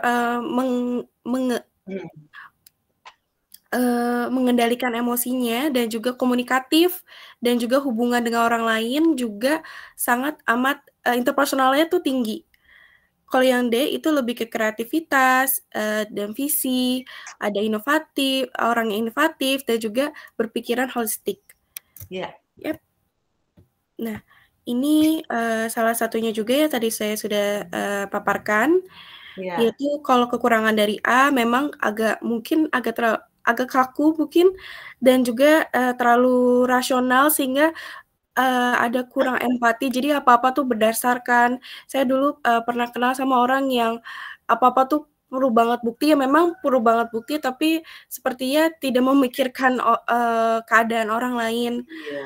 Terus yang B itu orangnya itu perfeksionis. Sebenarnya menurut saya nggak apa-apa untuk perfeksionis. Tapi menurut saya terlalu berlebihan juga nggak baik. Terus yang C itu cenderung kaku dalam perubahan. Itu bisa kalau di dalam kerjaan tuh sebagai administrator, project manager. Kalau yang A itu sebagai ilmuwan, insinyur, analisis data. Yang C itu mungkin cenderung sensitif dan juga sulit objektif dalam melihat suatu masalah dan juga lebih mementingkan perasaan dibanding logika gitu. Dia bisa di dalam psikolog atau guru. Yang D itu desainer, interpreter untuk pekerjaannya, dan juga kekurangan dari D itu mudah bosenan, kurang teliti, kadang juga nggak realistis. Betul. Yap. Saya sendiri itu saya di kuadran D. Saya suka sesuatu yang terencana dan terstruktur, itu yang B, tapi saya kurang komitmen sama apa yang saya rencanakan. Jadi kurang tepat waktu seperti itu. Saya sudah to-do list beberapa hal-hal yang pengen saya lakukan. Kayak ini bagus, kayak ini kreatif gitu kalau misalkan saya taruh gitu. Tapi ya itu saya kurang komitmen, kurang tepat waktu lah seperti itu. Dan juga saya suka ngedit video, adanya video konsep, itu saya suka namanya estetika dari video tersebut. Kayak saya pernah juga kayak desain baju batik dari Depok. Saya suka kayak ngomong sendiri, kayak drama sendiri, maksudnya kayak mempresentasikan ulang apa yang si aktor itu ucapkan gitu. Saya juga suka eksplorasi hal-hal baru kayak seperti dance, itu biar suka aja seperti itu, tapi emang agak bosenan anaknya. Cepet bosen tapi ya? Iya, betul banget. Jadi nggak konsisten, nggak komitmen gitu, kurang sabar gitu. Padahal kan semuanya kan butuh proses ya, Mem. Jadi saya sendiri, emang saya kenali saya sendiri, saya kurang sabar seperti itu. Ini bukti-buktinya. Ini dulu saya pernah, ini punya sejarah kayak ini batik dari Gongsi Bolong dari Depok. Itu saya buat, saya desain, terus saya kasih penjahit. Jadi hasilnya kayak gini, saya peragain. Saya juga ada cita-cita sebenarnya pengen jadi model, tapi belum kesampaian sampai sekarang. Iya gitu. Terus habis itu saya waktu itu pernah liburan, saya itu rencanain mau gimana nih nanti kontennya nanti di sini. Saya tuh pikirin. Terus habis itu tapi saya masukkan ke dalam feed saya, rupanya itu tidak cocok. Dan juga saya juga pernah bikin collab sama content creator di sebuah agensi, bikin konten itu ada 20 konten tentang terkait dengan skincare. Itu saya bikin, menurut saya itu adalah bentuk dari kuadran D. Dan saya dulu juga sebenarnya pernah patah hati sama orang, terus saya masukin ke dalam tugas cerpen saya gitu, Mem. Seperti itu.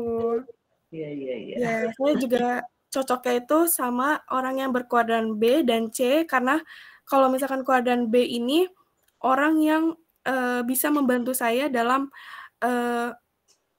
lebih teliti, lebih terstruktur lagi, selalu mengingatkan saya untuk tepat waktu, untuk benar-benar rapi.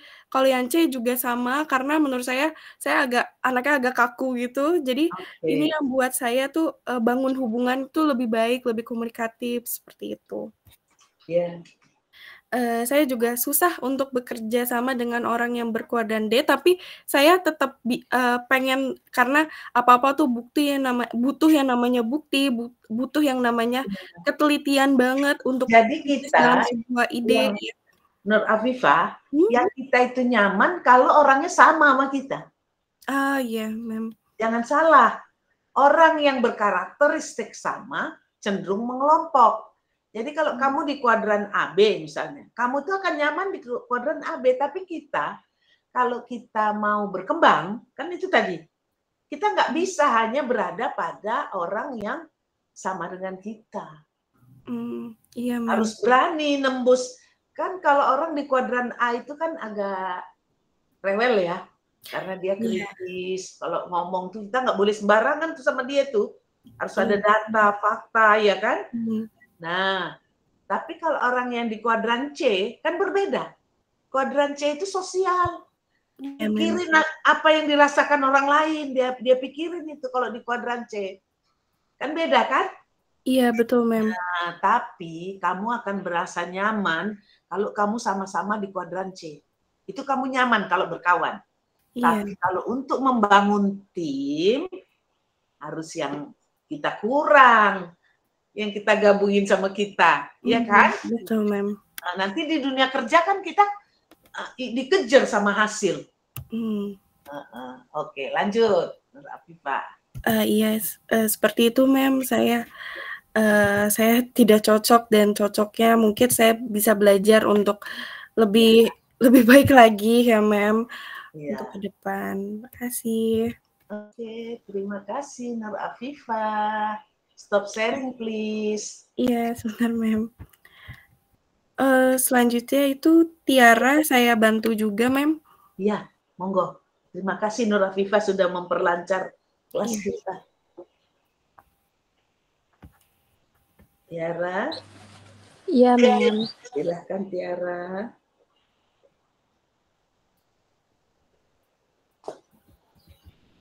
Yang nggak presentasi boleh cari-cari berita ya. Yang tentang penyimpangan karakter akademis tadi. Ya. Baik, Assalamualaikum warahmatullahi wabarakatuh. Waalaikumsalam. Selamat pagi, Mem Leni dan teman-teman semua. Pada kesempatan ini saya akan menjelaskan tentang 4 kuadran brain model yang dikembangkan oleh Ned Herman. Boleh di slide? Ya. Oke, model ini menjelaskan bahwa cara berpikir manusia terbagi menjadi 4 kuadran utama dan masing-masing kuadran menunjukkan gaya berpikir yang berbeda. Yang pertama itu ada kuadran A, disebut sebagai tipe analitis. Orang dengan dominasi kuadran ini berpikir logis, rasional, dan berorientasi pada data serta fakta. Mereka unggul dalam analisis dan pengambilan keputusan berbasis bukti. Yang kedua, kuadran B yaitu tipe terstruktur. Tipe ini cenderung sistematis, rapi, dan sangat memperhatikan detail serta prosedur. Mereka lebih nyaman bekerja dengan perencanaan yang jelas dan langkah-langkah yang teratur. Yang ketiga, kuadran C yaitu tipe interpersonal. Orang dengan kuadran ini berfokus pada hubungan antar manusia, komunikasi, dan empati. Mereka peka terhadap perasaan orang lain dan berperan penting dalam menjaga keharmonisan tim. Dan yang keempat itu ada kuadran D yaitu tipe kreatif. Tipe ini berpikir holistik, visioner, dan inovatif. Mereka suka memunculkan ide baru, berpikir di luar kebiasaan, dan berani mengambil risiko. Jadi menurut Herman ini tidak ada tipe yang lebih baik dari yang lain karena setiap kuadran memiliki kelebihan dan kekurangannya masing-masing. Yang penting adalah bagaimana kita mengenali diri sendiri dan bisa menyeimbangkan keempat gaya berpikir ini. Next slide. Berdasarkan hasil analisis pribadi, saya termasuk dominan di kuadran D, yaitu tipe yang kreatif dan visioner. Sebagai individu dengan gaya berpikir kuadran D, saya memiliki beberapa kekuatan, antara lain itu saya mudah menemukan ide-ide baru dan berpikir out of the box. Saya berani mengambil resiko dan terbuka terhadap perubahan. Saya fleksibel, adaptif, dan mampu melihat peluang dari sudut pandang yang luas. Dan saya juga sering bisa menginspirasi orang lain dengan ide yang saya miliki. Lalu saya juga menyadari ada beberapa kelemahan, yaitu saya kurang fokus pada detail teknis. Terus kadang saya tidak konsisten atau cepat berpindah ide, saya kurang suka dengan aturan yang terlalu kaku, dan terkadang saya bisa mengambil keputusan secara impulsif tanpa perhitungan yang matang. Dari sini saya belajar bahwa meskipun kreativitas adalah kekuatan saya tetap perlu menyeimbangkannya dengan kedisiplinan dan ketelitian. Next slide. Baik, untuk selanjutnya, untuk mengembangkan kerjasama yang efektif, orang dengan dominasi kuadran D seperti saya ini sebaiknya bekerja sama dengan tipe lain yang bisa melengkapi kelemahan saya. Yang pertama itu dengan kuadran B, yaitu yang terstruktur karena mereka kuat dalam perencanaan, disiplin, dan detail. Mereka bisa membantu saya mengeksekusi ide agar lebih nyata dan terorganisir. Yang kedua dengan kuadran A, yaitu analitis karena mereka berpikir logis dan berbasis data sehingga dapat menyeimbangkan idealisme saya dan memastikan ide saya realistis serta bisa diterapkan. Yang ketiga dengan kuadran C atau interpersonal karena mereka memiliki kemampuan komunikasi dan empati yang tinggi. Mereka dapat membantu menjaga hubungan dan semangat tim agar tetap harmonis saat ide-ide saya dijalankan. Jadi dapat saya simpulkan bahwa untuk bekerja secara efektif, saya yang dominan di kuadran D ini perlu berkolaborasi dengan orang-orang di kuadran A, B, dan C. Jadi kuadran A membantu saya berpikir lebih rasional, kuadran B membantu saya agar lebih terstruktur, dan kuadran C membantu menjaga hubungan interpersonal dalam tim. Dalam kombinasi ini, ide-ide kreatif yang saya miliki bisa lebih terarah, realistis, dan memiliki dampak nyata. Jadi sekian presentasi saya, Mem. Oke, thank you. Terima kasih Nur Afifa. Terima kasih Nur Afifa dan Mem Leni. Iya, sama-sama. Tiara. Yuk, siapa lagi masih bisa ini?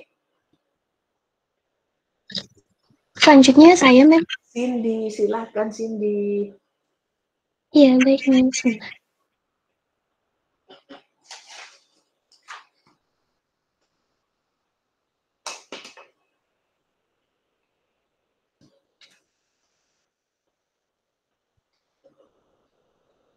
Apakah sudah terlihat, Mem? Sudah.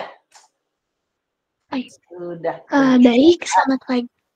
Selamat pagi, Mem Leni dan teman-teman di Sekolah 5A. Kenalkan, saya Cindy Aulia Syahida. Iya, Mem? Udah, lanjut Cindy. Oh iya. Perkenalkan, saya Cindy Aulia Syahida. Hari ini saya akan mempresentasikan hasil analisis saya dengan judul mengidentifikasi karakter diri. Nah, selanjutnya di sini ada mengenai 4 kuadran brain model dari Ned Herman.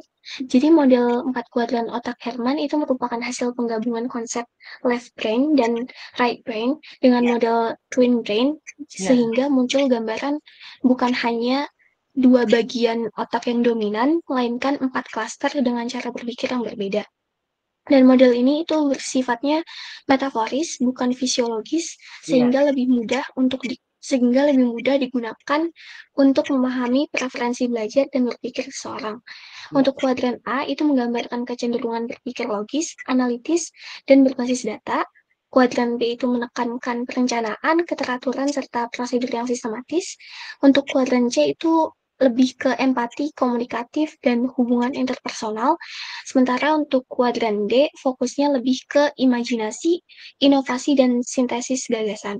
Jadi pemahaman ini menunjukkan kalau tiap orang itu memiliki kombinasi preferensi dari beberapa kuadran, yaitu multidominan, sehingga potensi kreatif ini bisa berkembang jika mampu mengakses dan menyeimbangkan keempat kuadran tersebut.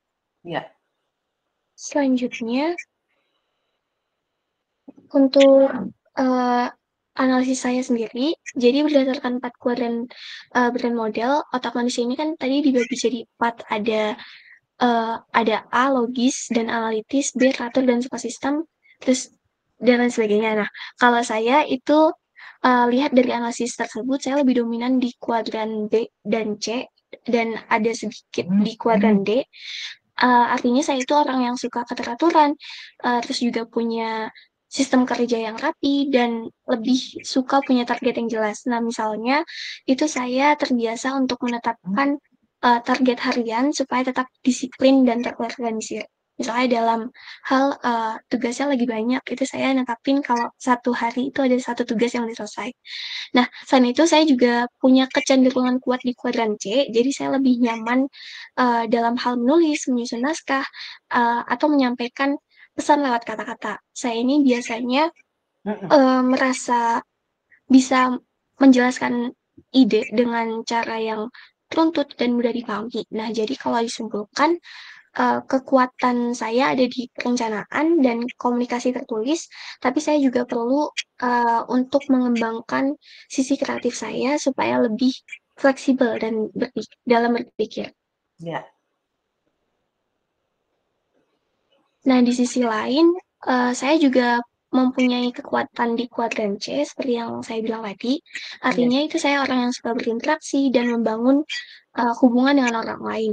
Saya senang ketika bisa bekerja sama, memahami perasaan orang lain, dan ikut terlibat dalam kegiatan sosial. Misalnya, saya merasa bersemangat kalau bisa jadi volunteer, terus juga mengajar anak-anak di panti asuhan, atau mengerjakan proyek yang melibatkan banyak orang.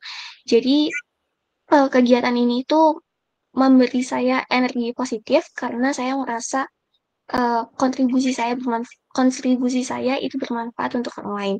Adapun di sini untuk kuadran D, saya suka muncul ide-ide baru, misalnya waktu membuat konsep Joy Food itu sama teman saya dan juga program Tunas, itu saya bisa melihat peluang dan menyusun ide besar dari situ. Tapi saya juga menyadari kalau masih ada kekurangan di 2 area. Yang pertama itu kuadran A, itu saya kurang kuat dalam analisis angka atau perhitungan detail. Jadi saya perlu waktu lebih lama buat memahami, terus mengecek, dan lain sebagainya. Nah, kedua, meskipun saya kreatif, itu saya masih belum terbiasa atau belum terbiasa untuk menuangkan ide ke bentuk visual seperti desain. Jadi saya biasanya minta bantuan teman yang lebih ahli di bidang tersebut. Iya. Untuk contoh kelemahan saya itu bisa terlihat saat membuat proposal sponsorship. Gambarnya Cindy. Ya, Mem? Mengenai kelemahanmu ini. Silahkan dijelaskan. Iya, Mem. Untuk kelemahan saya itu di membuat proposal sponsorship itu saya cepat dalam menulis dan menyusun konsep, tapi untuk menghitung anggaran atau mendesain poster itu saya biasanya membutuhkan bantuan orang lain. Begitu juga waktu mengajar anak-anak panti asuhan, itu saya mudah membangun kedekatan, tapi kalau untuk membuat laporan yang sifatnya itu kuantitatif, ya saya perlu waktu yang lebih lama. Untuk selanjutnya, untuk berdasarkan analisis tadi, itu saya menyimpulkan bahwa untuk bekerja sama dengan efektif, saya sebaiknya berpartner dengan orang yang dominan di kuadran A atau D. Jadi orang yang kuadran A itu bisa membantu saya dalam hal analisis data, perhitungan anggaran, dan pengambilan keputusan yang berbasis fakta. Sedangkan untuk orang yang dari kuadran D, itu bisa melengkapi saya di sisi kreativitas dan ide visual. Jadi dengan bekerja sama dengan tipe A dan D, tentunya nanti program yang saya rancang tidak hanya kuat dari sisi konsep dan kata-kata, tapi juga lebih matang secara hasil dan data.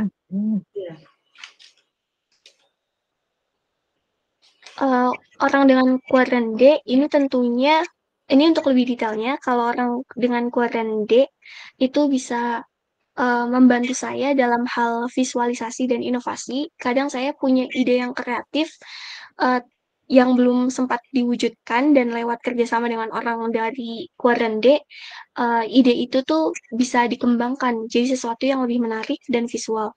Misalnya saat membuat kampanye media sosial, saya bisa menyusun strategi dan isi pesannya. Sementara rekan saya dari kuadran D bisa membuat desain atau konsep visualnya. Jadi dengan kombinasi ini, saya percaya tim akan lebih seimbang. Dan saya menyumbangkan kekuatan di bidang kata-kata, perencanaan, komunikasi, sedangkan mereka nantinya akan menambahkan analisis data atau ide visual yang kreatif. Jadi hasilnya bukan cuma lebih lengkap, tapi juga proses kerjanya lebih efektif. Oke. Untuk simpulannya, jadi berdasarkan 4 kuadran trend model, saya menyadari kalau saya lebih dominan di kuadran D, terstruktur dan disiplin, serta kuadran C, interpersonal dan komunikatif, dengan sedikit kecenderungan di kuadran D, kreatif. Jadi kekuatan ini membuat saya lebih unggul dalam perencanaan, penulisan, dan interaksi sosial. Namun saya masih kurang dalam analisis data mendalam, dan eksekusi visual. Nah, oleh karena itu, saya merasa perlu bekerja sama dengan orang yang dominan di kuadran A dan kuadran D, agar kemampuan kami bisa saling melengkapi dan hasilnya lebih optimal. Walaupun di D kamu ada, tapi itu belum kuat ya, jadi perlu dibantu D dan A. Oke, kamu mau buat daftar pustakanya? Ya, daripada kita disebut plagiator, ya nggak Cindy? Oke. Betul. Baik, mungkin untuk sekian dari presentasi saya. Terima kasih, Melanie dan teman-teman semuanya. Terima kasih Cindy Aulia. Siapa lagi yang belum? Sudah semua? Udah? Kalau sudah semua, nanti saya cek lagi ya. Saya absen dulu, Anda, karena saya ingin mengakhiri sebentar lagi. Kita absen dulu. Tolong nyaut yang ada, yang hadir. Agus Mahfud nggak ada ya? Agus Mahfud. Atala? Hadir. Hadir, good. Aura? Hadir, Mem. Cindy Aulia barusan ada. Cindy Luciani? Hadir, Mem. Oke, Devin? Devin? Hadir, Mem. Hadir. Bagus. Pauline? Pauline tadi ada. Hadir, Mem. Hadir. Filzah Khairunisa? Hadir, Mem. Gary? Gary nggak ada nih, nggak nyaut nih. Happy Natalia ada. Oke, Ikhlasa? Hadir, Mem. Ya, Indah Lestari? Hadir, Mem. Good. Indri? Hadir. Mayona? Present, Mem. Muhammad Haikal? Hadir, Mem. Muhammad Dea Roben? Hadir, Mem. Ya, Nadine Aulia? Hadir, Mem. Nur Afifah? Hadir, Mem. Reva nggak ada ya? Hadir, Mem. Rindu? Reva ada? Ada, Mem. Tadi kamu nggak ada di kelas. Baru masuk ya, Reva? Tadi itu keluar, Mem, soalnya saya pakai laptopnya ini. Oh gitu. Rindu? Rindu ada? Rindu nggak ada ya? Savana? Hadir, Mem. Oke. Sakila? Sakila hadir. Siva nggak ada. Tiara tadi hadir, ada. Mem. Wifdani Rahmah. Hadir, Mem. Thank you.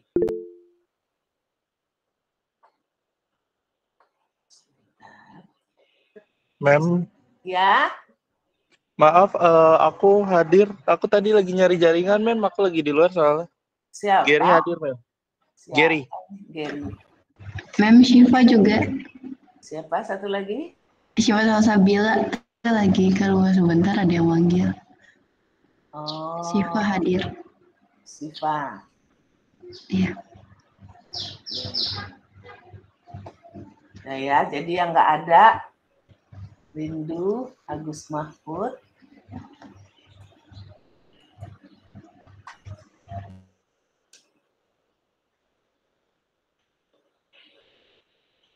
Baik. Jadi gini ya, kita ketemu nanti di ujian. Kemudian tugas yang tadi itu untuk 2 minggu berikutnya. Tapi kalian udah mulai belajar karena pengembangan karakter akademis juga akan masuk di dalam uji ya. Jadi sampai pengembangan karakter akademis. Saya tidak akan mengujikan yang di luar tema-tema yang sudah kita bahas sesuai RPS. Nanti kita akan bahas yang akan diuji adalah yang sudah kita bahas di dalam kelas. Silahkan belajar sendiri, sisa waktu ya. Terima kasih. Thank you for your attention for our class today. And si Happy, semoga nanti berjalan lancar ininya ya, Happy. Baik, terima kasih. Hari Selasa kamu akan operasi, mudah-mudahan lancar. Nanti susul aja ujiannya, karena kita ujian Kamis, Happy. Takutnya kamu belum pulih ya. Nah, iya, Mem, soalnya Rabu masih di rumah sakit ya, Mem. Ya, baik. Mem. Ya, Mayona. Izin, ini boleh saya resign nggak, Mem? PPT-nya? Soalnya kan, ya izin ya Mem ya, soalnya ada tambahan gambar sedikit. Terima kasih ya Mem. Boleh, nanti saya lihat yang terakhir ya Mayona. Siap Mem, terima kasih Mem. Ya baik, terima kasih. Assalamualaikum, selamat siang. Selamat siang, makasih Mem. Sama. Salam.